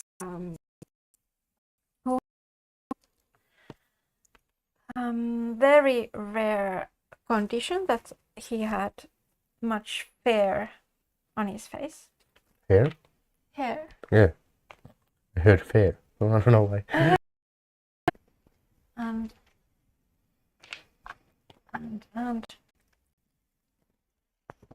so everybody was very curious of him. Oh, is that a man or an animal, human or? Yeah. And that's how they came up with animorphs. Maybe. And then he was taken to a court to just be like a pet. So what are these things? Yeah, so they actually, which is really ridiculous, they fed him like raw meat. Which is just so weird. Like, okay, maybe he has some hair in his head, but raw meat? Come on. What? Hoping it was cow meat and not some other meat.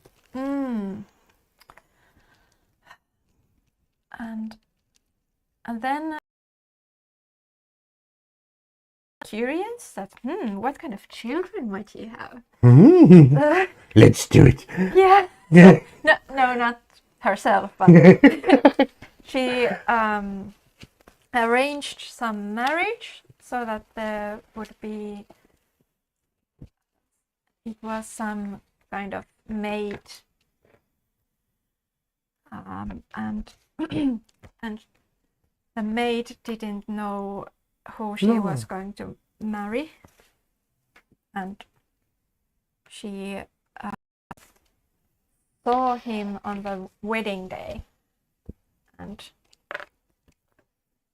according to some rumors, she was quite shocked, but they actually really loved each other, and I think they got 7 children. 7 animals. Yeah, and some of those children had the same condition as the father, but not all. The manimal gene. Yeah, that was really well coded. Congrats. But all those children that had that condition, they were also like sold somewhere to some courts. Yeah, to have to amuse. as pets. Yeah, To amuse people. that's so strange. Why? What? Those courts did have like a menagerie of weird people that amused the court. It was very weird. Yeah. He has 3 heads. Bring him here. He'll amuse the king. Like the king. I'm sad. Bring me the 3-headed freak. Oh, now I'm happy. Yes. And now I'm amused. Yes. What? How about the ancient one? Yeah. Yes, the psyche and something. And then there was, yeah, that was the first one, I think. And then there's this, what was it? This fairy story, Titania and Oberon and the donkey. I don't know. And the sausage. Maybe. Yeah, and then there was some pig king too. Of course there was. Story about that. And it was made by Studio Ghibli. Maybe. But yeah, there are many stories. But yeah, we could read that psyche thing. No. That ancient Greek thing. No. The first a story of this kind. That will not happen. Okay. Only if it's like 4 pages. I don't think so.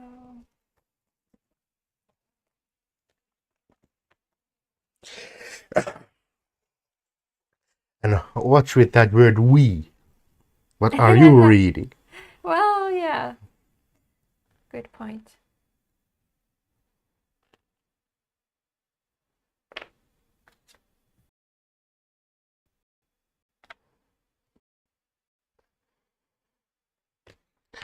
Well, what is it called then?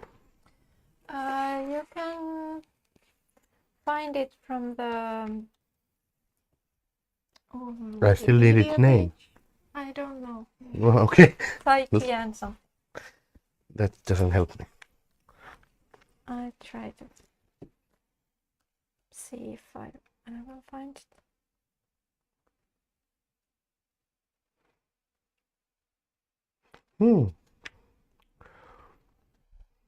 To the indices, it's called hypertrichose. Extremely hairy. Also called werewolf syndrome. Okay. Hmm. Thank you. Many of those tales and things kind of have come upon some syndrome or sickness. Like, I wouldn't be surprised if the whole werewolf thing comes from that. Yeah. I found it.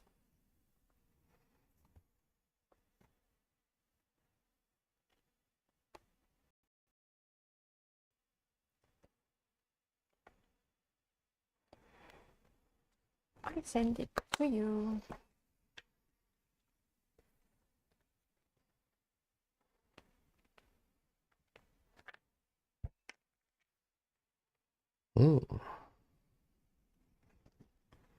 Oh, it was Cupid. Oh, and I just really find it This is super long. interesting that is it that this story has always been kind of the story where you kind of learn to love the person instead of the looks or something. But You need only to kidnap your pride. what? You need only to kidnap your pride. Yeah. And show her that you are kind of nice.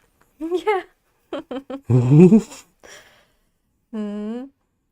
But I don't actually think that it's worked really well here because one there was that guy in her dreams. So she fell in love with that man, and he was very beautiful and. Well, that was a part of it. Yeah, but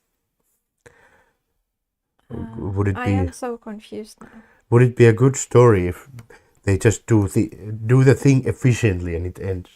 No, I'm just saying that the point is not that clear. I think that made it extremely clear. Huh, okay.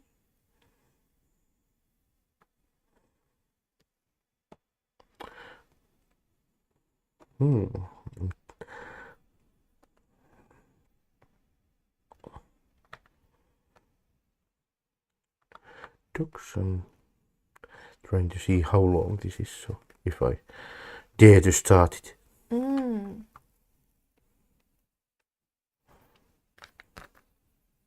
But I really like the idea that you kind of start as friends. Surprise, surprise. We started as friends. How did they start as friends? They started as a felony. True. And also, in the movie, the prince, he just wanted to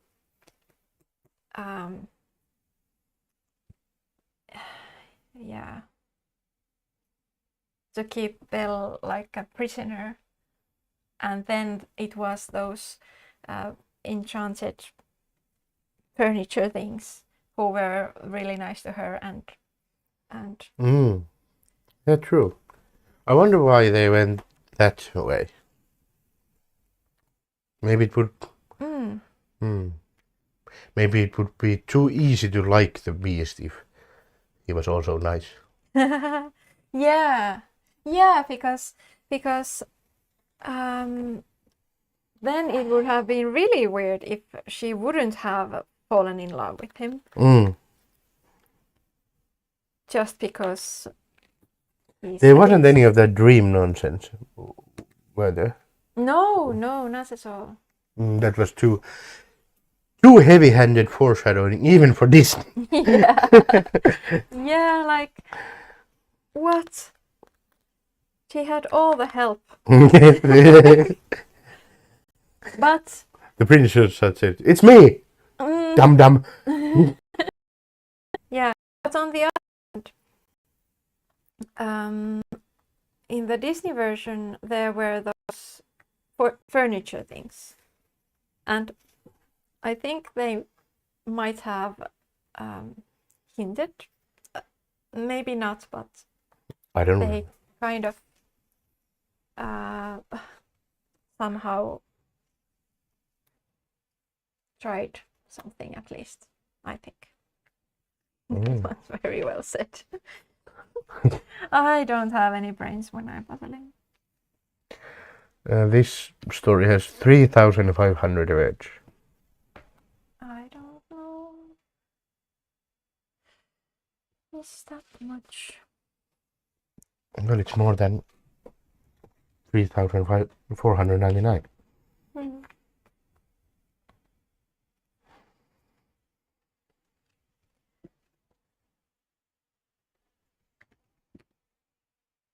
$3,000. 500. Sounds quite a lot. It does.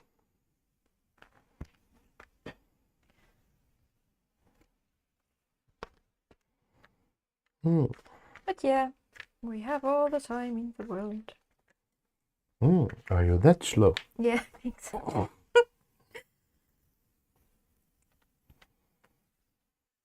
I don't think it's as long as that one, so. But it's annoying language, so. Oh, is it? Like really old? Well, not that. Oh, and this time the page is pink, so. How fun. Yes. But I require more coffee for this. You'll have 2 stories. Aren't you lucky? Yay. Yes, we are. For Valentine's Day. Yes. Beastly stories. Ugly man stories. I'm just telling stories of myself as on Valentine's Day.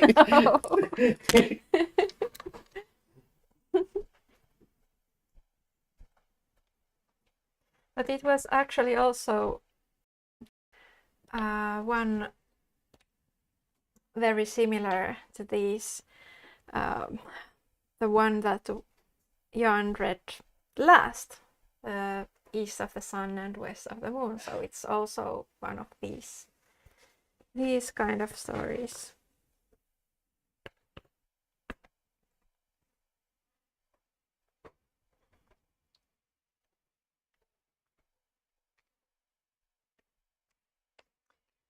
Oh yeah.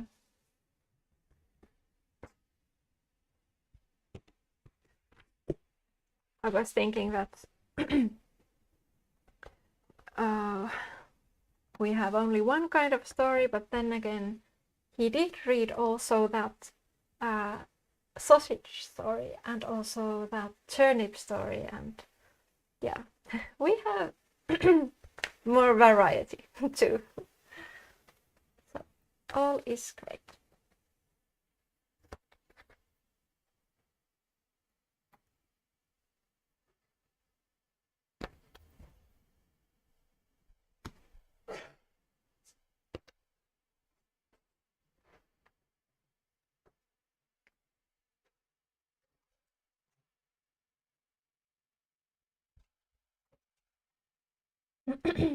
And related to this, is this your favorite Disney animated movie? Ah, yeah, I don't. Maybe not. I grew up adoring Little Mermaid, so maybe that could be my favorite because I have so fond memories of it and I have played so much those kind of games.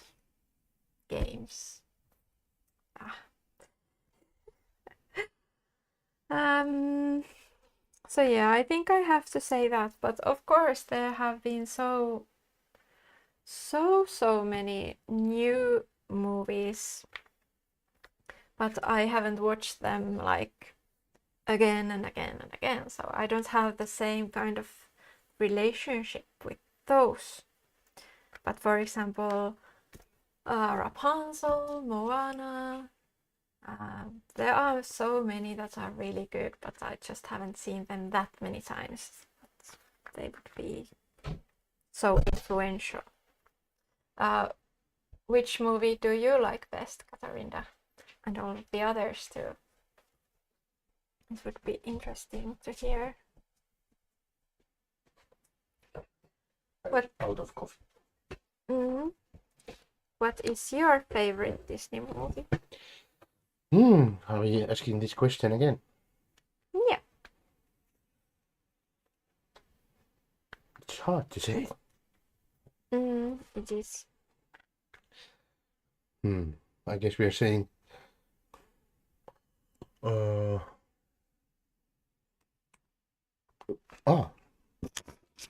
Mike would be great.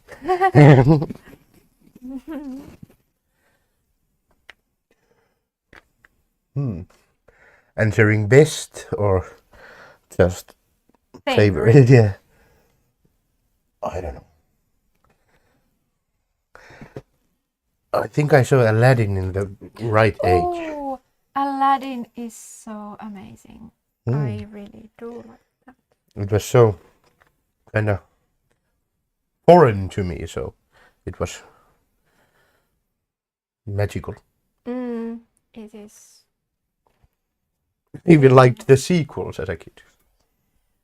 I didn't like the first sequel. Well, you were much old. That's true. I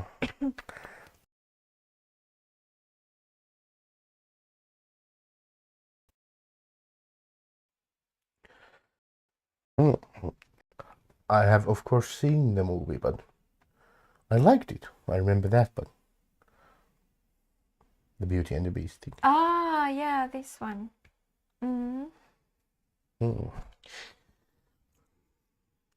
I wonder if my answer would change if I would see all the classic Disney movies again. I don't know. Nostalgia is hell of a drug. Yeah, it is. It really is. There are so many great movies, but I didn't see them as a child, so there's no chance.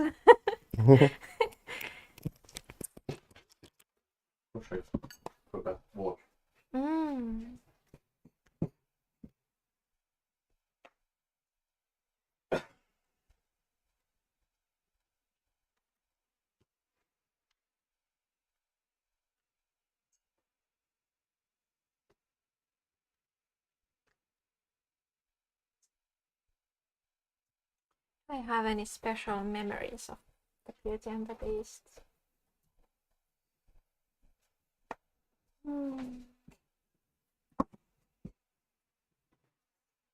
No, except that I always think that I would love to be Belle someday when it's Halloween or something, but I just cannot figure out the hair. No, yeah. I'm so bad with hair. Buns on your head now. I was obsessed also with the Sherlock Holmes. What was it called? Oh yeah, the Basil. Mouse Detective. Yeah. Or what was it? something. I really liked that. It's really. Kate. Yeah. Those Sherlock things are really your thing. I do like them.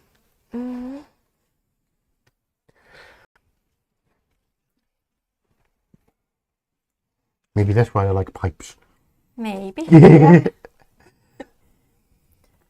Yeah, and the live action version of Beauty and the Beast. Oh yeah.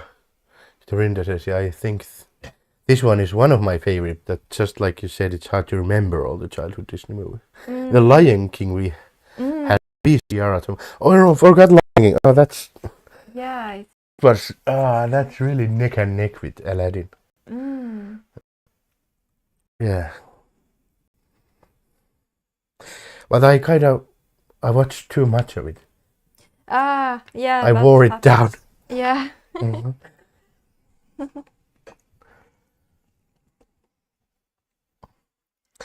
can happen. So you want Cupid and Psyche?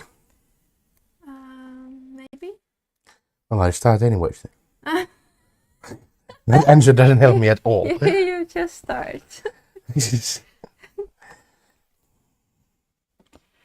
Oh yeah, first movie. That's Special. Yeah, that's gonna be your favorite movie then. Yeah, automatically. I never saw one Disney movie in the theaters. Oh, my first movie. I think it was The Feeble Goes to America. Oh, I loved those. Yeah, it's super good, but super. I was so young. Were you afraid of Yeah. going to America?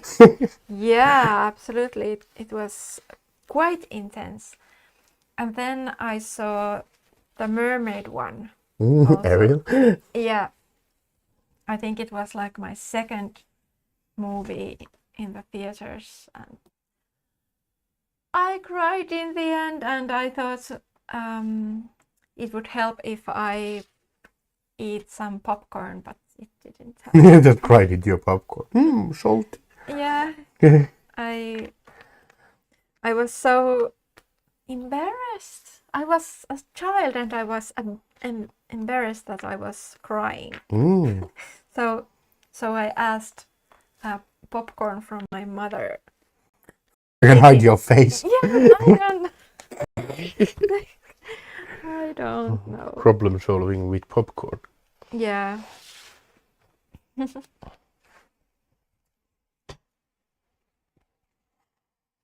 But movies are really great. Deep thoughts from this. Yeah, movies are great. Cupid and Psyche. Okay. Well, no one. Yes. I don't know. Maybe we could just chat. Tell me then when your mind changes again. Okay, I will inform you. Yes. Do you want to do? No, but I will. I don't know.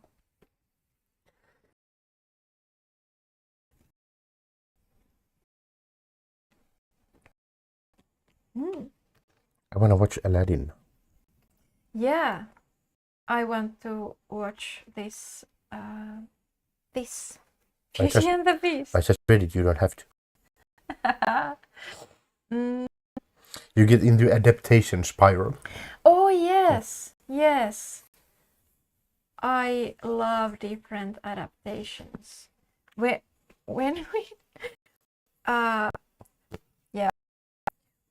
I needed to do a puzzle that the name began with the letter Q, I bought a puzzle for it, which happened to be Alice in Wonderland, like Queen of the Hearts.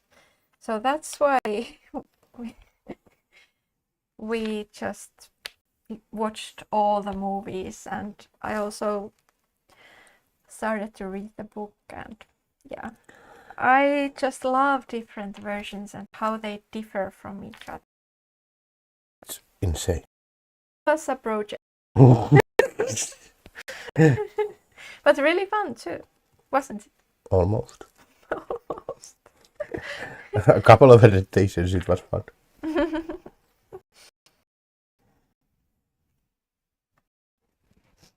And also, there is that other version of this. Oh, I should have said that. What are you talking about? The one by Beaumont or something. Oh well. Oh yeah, the other written version. Yeah.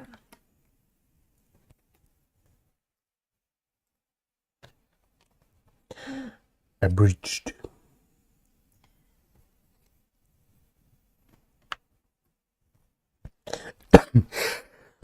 I didn't know the original story was so long. I assumed it was a fairy tale kind of story. Yeah, me too. It would be good to investigate things. Before you make me read 100 pages. Yeah. Maybe 100 pages would be too much. Yes, my throat would explode. I think so. It's good practice because I have to read my book on audio myself. I haven't even started. Project. But maybe it doesn't have to be like very soon. Well, it would be good to have it at the same time. Really? Yeah, of course. Why? They would buy the book because they cannot hear it. But they also might not because they want the audiobook. Yeah, who knows? I don't know. Maybe I'll just... They have a guy that reads them, but it's only part-time and it takes like a year or something. So. Maybe I'll give it to him. But you will be quicker than him anyway. So. Also worse. No, you are good. I think you are very good at reading aloud.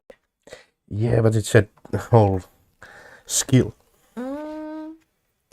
Yeah, that's true. You don't have to pay for that. Yeah. Did I think?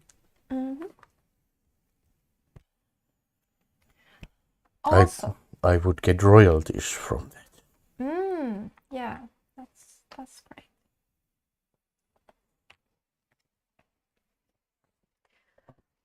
Also, related to this Beauty and the Beast thing, kind of, is the idea that why are all the bad guys, bad people in these stories and movies, why are they always kind of, they have some kind of malformity or something? Ugly. Yeah. Or something like that. Yeah. So it's kind of... May I take a guess? It was thought at the time that it was God's punishment or something. Yeah. And your real, like your soul can be seen from outside. That kind of thing. I read it, or I've read about that. Yeah. Things like that. So that's, you must have done something Wrong. bad. Yeah. If you have something wrong. So that beauty is in the inside is kind of a new concept. Yeah. And also, if you are good enough, you can kind of reverse that ugliness so that you can kind of change and heal or something. You can grow a new face.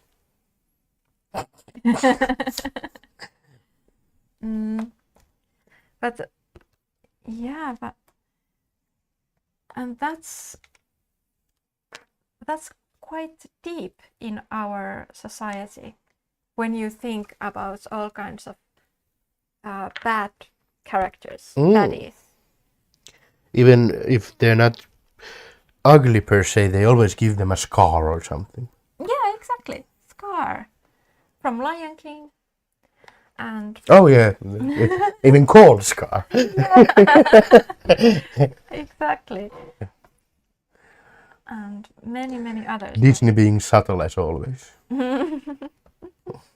Yeah, but you hear the story in the Mufasa movie.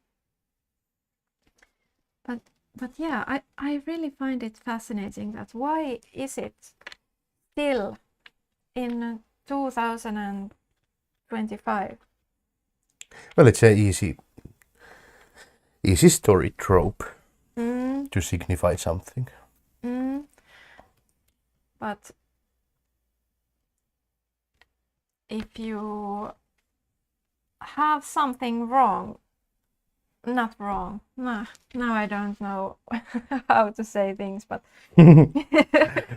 but yeah, if you have something yourself, like I have these teeth, but I don't know if that's... You would have been employed in a palace to amuse the king. I don't know. I'm trying. But yeah, and yeah, even in Harry Potter, there's Voldemort, who doesn't have the nose. And he's very snaky. Yeah, and many baddies have some Animalistic many times. Something animalistic. Yeah, some weird eyes or But it's not all that. It's sometimes just to be scary too. Just like with Voldemort. True. Yeah, maybe it's that way. That's why they many times have monsters designs have insectoid appearance because they're so alien to us. So they use. It's easy to be afraid of spidery things. Like in Lord of the Rings, of course, there's spiders because they're unnerving to us. So. Yep. And maybe an ugly face was really unnerving in that point in time because they didn't know anything. And that was the prevailing thought that they have done something or it's their fault or something. And or there's a curse upon them. Yeah. Exactly. Oh.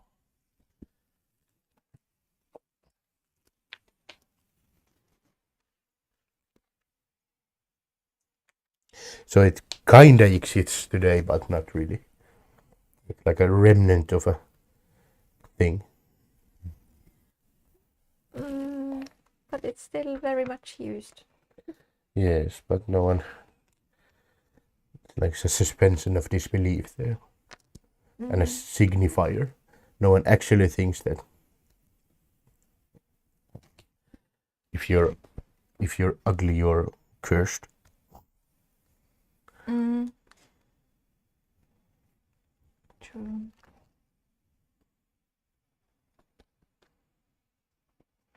But when I read all these children's books, I often come across with things that, why are they still talking about this? Or like, if they want to have like racist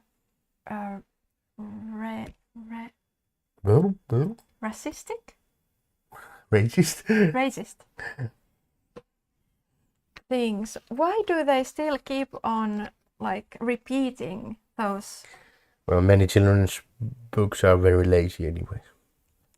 But why is that? Because it's the most important books that there are. They're easy to make and they make a lot of money. What? They're easy to make and they make a lot of money. That's your answer. It's not that deep. No, I don't really agree. Well, me neither, but that's what happens.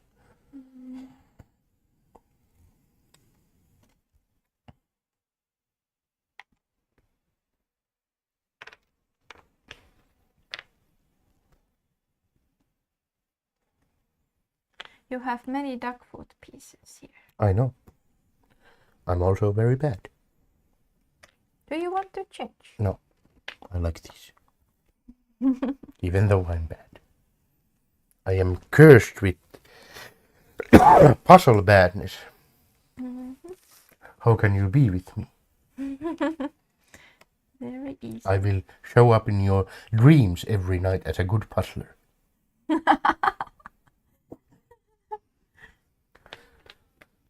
What was that rose thing in the movie, in the jar? What? I remember something in a jar. Oh yeah, the rose in this movie. It was kind of a timer. Oh yeah, true. How much time he has left before he will stay in this beast form forever, or Oh yeah, it was like that. I think. And it was so close. The rose was almost dead. Yeah. Of course. Yes. That would be a fun, like, thing. Like, it wasn't even close. I came back the next day. We almost built up tension, then we decided not to. It would be too exciting. Yeah. The children wouldn't be able to handle that. Yes, let's not be exciting. Yeah.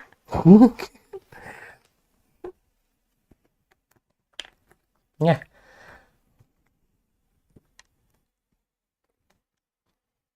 What am I trying?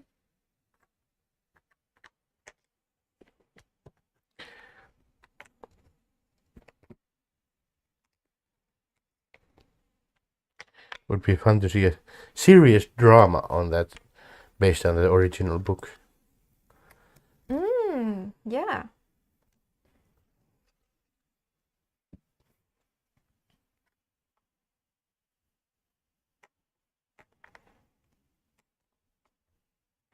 Maybe someone will make a movie of that original text. At some point, when they're really out of remakes.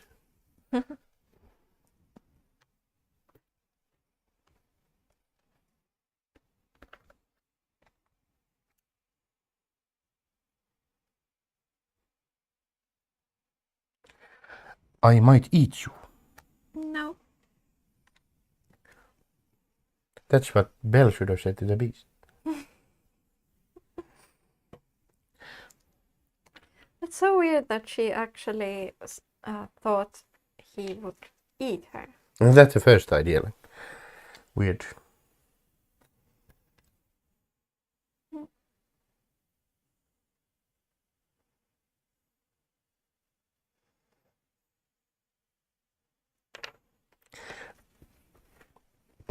And also, even when I was a kid, like, I thought, like, well, that beast is not really that ugly. It's just a beast. Yeah, exactly. Exactly.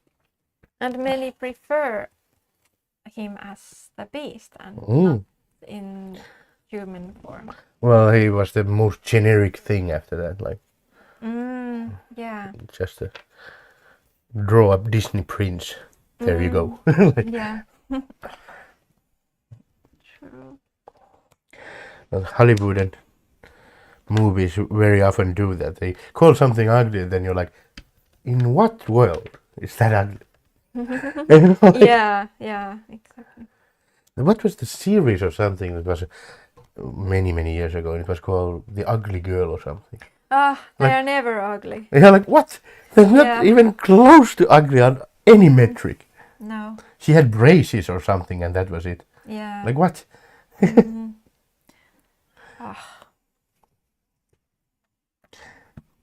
They are afraid of ugly people.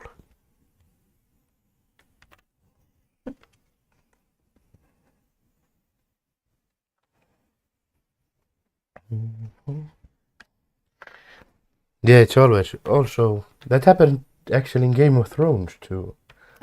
Like it's described that when Tyrion gets the scar in his face that is really, really deformed and ugly. But in the series, he of course got a cool-looking scar. Yeah. They always do that. Yeah. And he should have been way uglier anyways, but then he got a cool-looking scar to boot. Yeah. Always those movies, oh, I'm so ugly, you have a scar. Mm. You just look cooler now.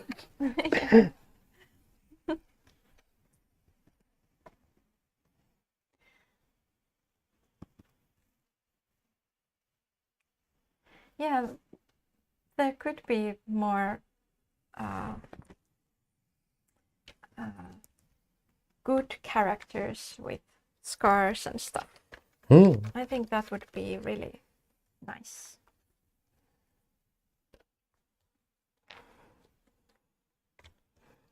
I think Harry Potter kinda did that with Snape. Like, oh, he's definitely evil. But he's not ugly. No, not ugly, but he was kinda described a bit ugly. Uh-huh. But of course they did the movie thing. The movie thing, yes. But anyways, they presented him like, oh, he's definitely evil. And did this old switcheroo. That's a trope too, like, oh, he's very, very evil. Oh, no, I'm not.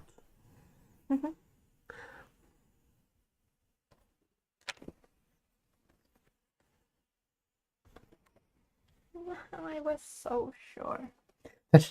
That kind of hurts brain. It does. Oh, yes. Snapey snake. But actually, Harry Potter does have a scar. Yes, But it's a cool one. yes, of course, it's a Yeah. lightning bolt. Yeah. So it does. It'd be fun. What if he just missed half his face? Yeah, like that book and movie Wonder. Do you remember? No, I have no idea what We that is. saw it. Did we? Yeah, Okay. watched the movie. Okay, I have no idea. But the boy was described in the book like he was so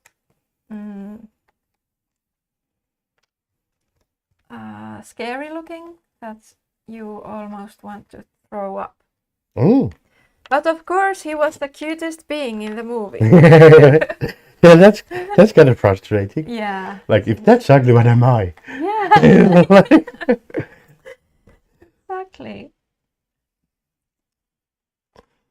Oh, Richard asks, have you ever done the Harry Potter housing sort? Yeah. I don't remember what I was. I don't really remember either. But I'm clearly Hufflepuff. Puff your Huffle. Oh, I should have asked that. But yeah, that's... You missed on the drama. Yeah. How about I do it now? Yeah, you could do it.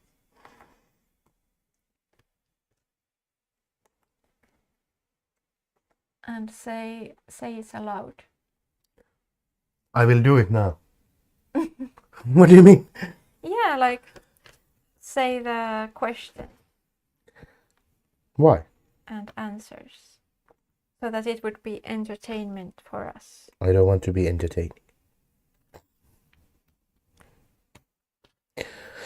I will now start the sorting ceremony. I shall answer in Japanese. I will not sign up to get sorted, so I will find another spot. I think you kind of have. No. Richard knew I would be Hufflepuff. Yay! Yeah, Ravenclaw is really cool.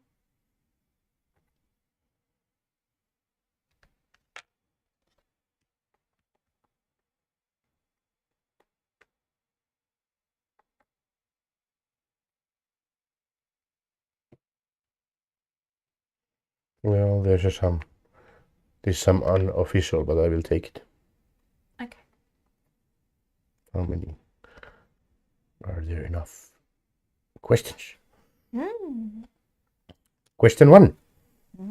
You walk into a room and see a mysterious chest glowing in the corner. What do you do?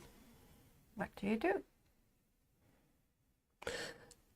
Do I say the Options. option?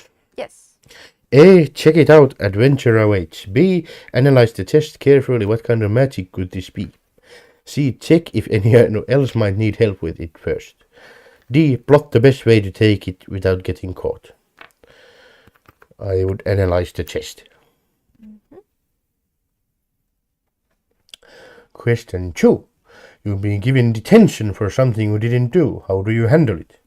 A. Protest loudly. You won't take the fall for this. B. Use it as a time to read that book you've been meaning to finish. C. Do the detention and get through it. Rules are rules. D. Convince the teacher it was a misunderstanding and walk out scot-free. D. If I didn't do it, I won't.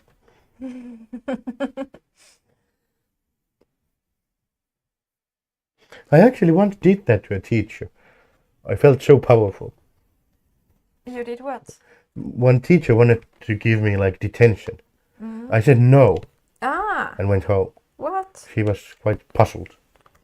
What? Puzzled. Yeah. What's happened then? Well, nothing. She stared at me and I went away.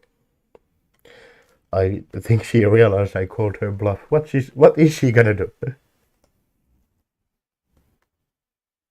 I'm concerned.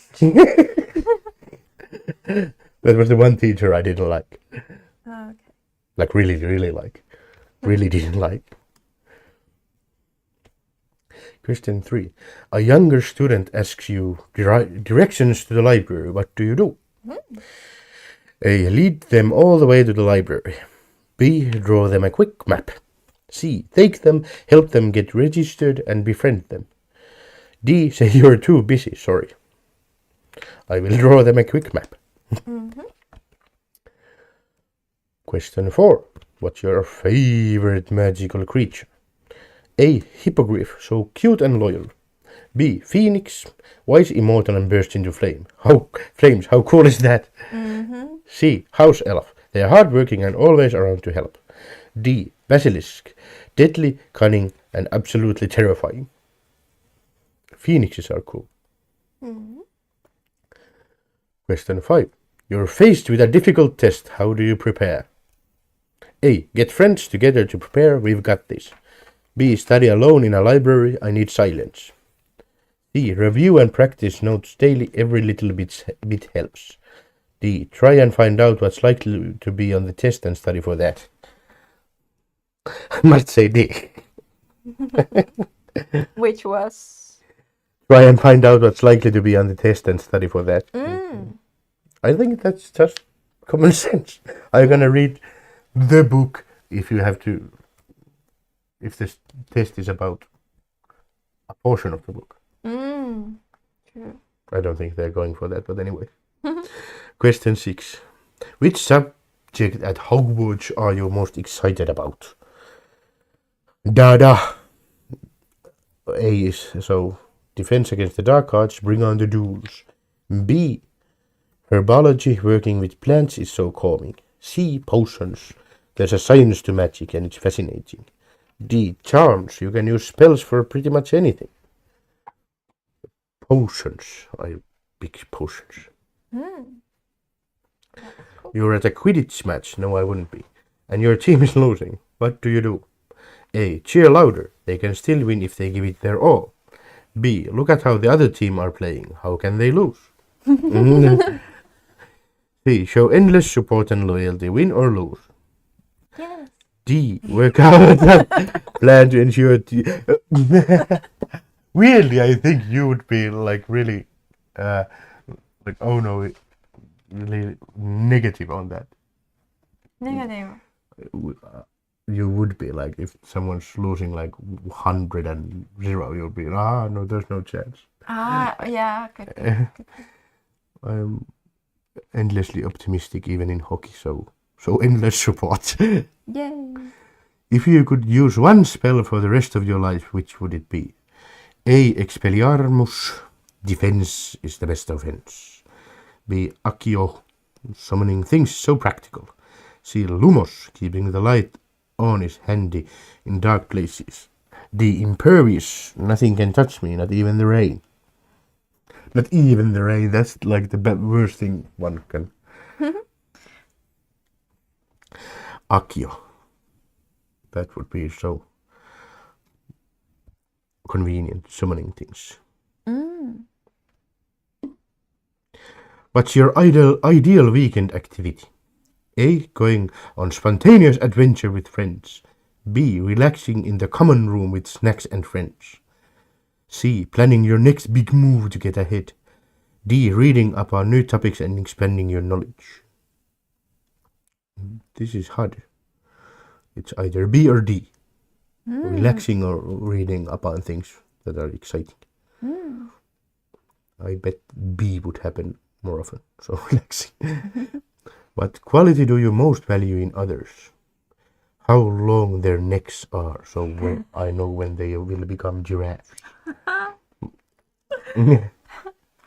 A. Kindness. Oh, you finished it. Yeah. I forgot. A. Kindness. Treating others with care is the most important thing. B. Ambition. You admire people who go after what they want. C. Intelligence. You love a good deep conversation. D. Bravery. You respect those who stand up for what's right. Oh, I like a conversation. So intelligence. Yes. Okay. I will kill this thing if it asks for my Email address. yes. Ravenclaw. Apparently, I'm raving. I actually knew it. Okay. I should have said aloud, but yeah, because Jan remembers every little detail. He is my memory, especially now that we are working in the same place. He notices things that I haven't noticed in 10 years when I've been there. And Well, it's not that you haven't noticed, you're just not interested. yes, that's true. Like he notices these patterns that on certain weekdays certain things happen and these people do certain things and I'm just like, oh. I'm a bit weird. I find those kind of things interesting. It's just to amuse myself. But that's really cool. We were in a meeting and I was bored and I started just noticing things. So, like, 4 out of 5 people have blue eyes. What? I had never even thought about that. What?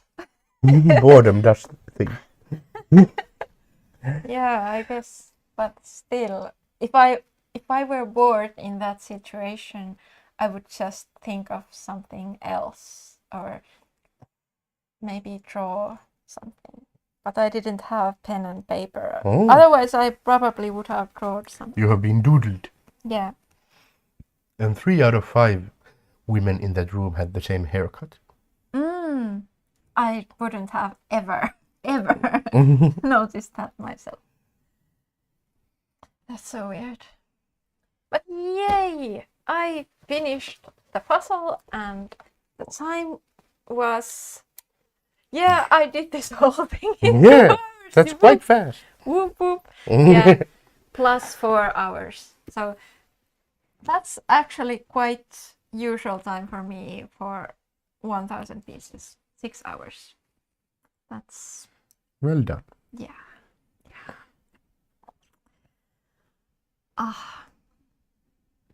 And thank you for spending or celebrating this Valentine's Day with us this evening.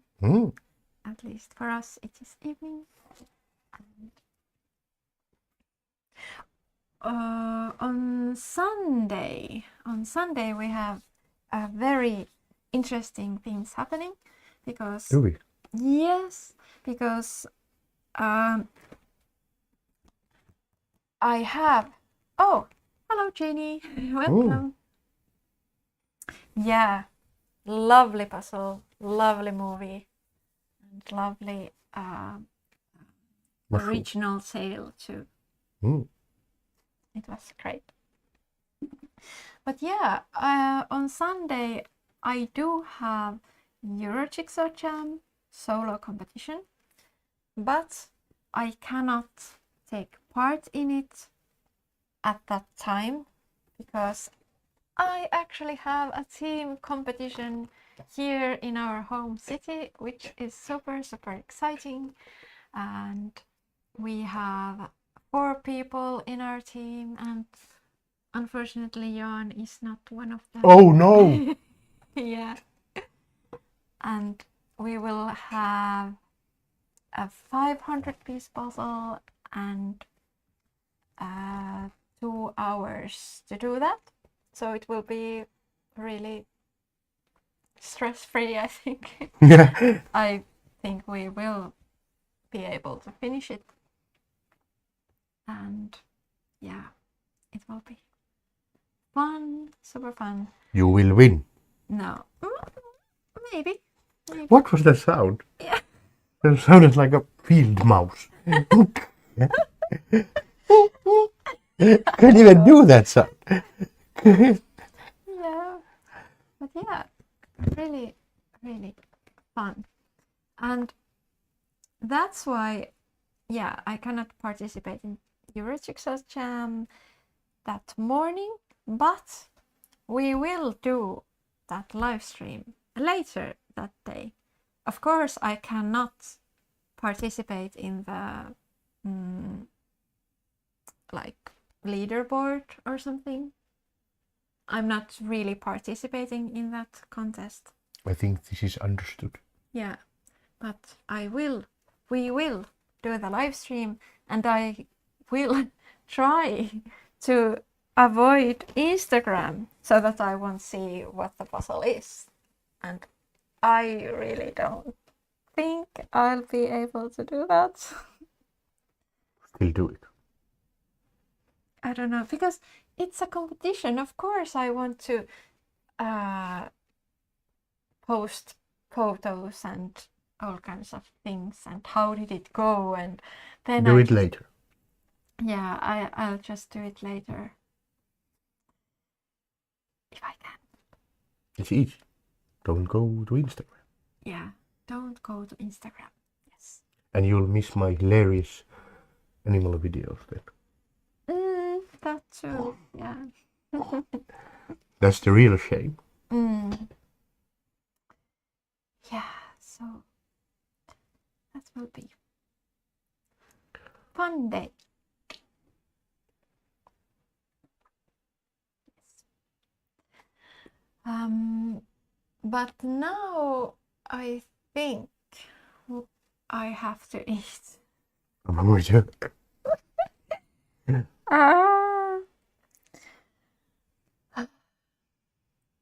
I am a very hungry person.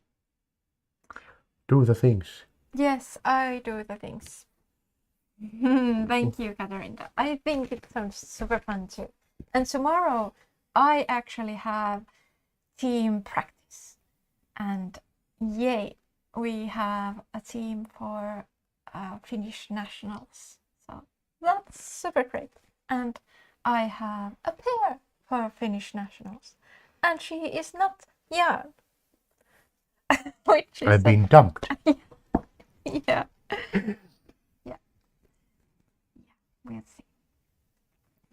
But yeah, see you on Sunday and have a very nice weekend, everyone. Thank you for being here with us. The waving's happening, the waving's Yay! happening. And yeah, happy puzzling. I hope you can puzzle a lot this weekend and do fun things. Goodbye, Goodbye. as the beast said.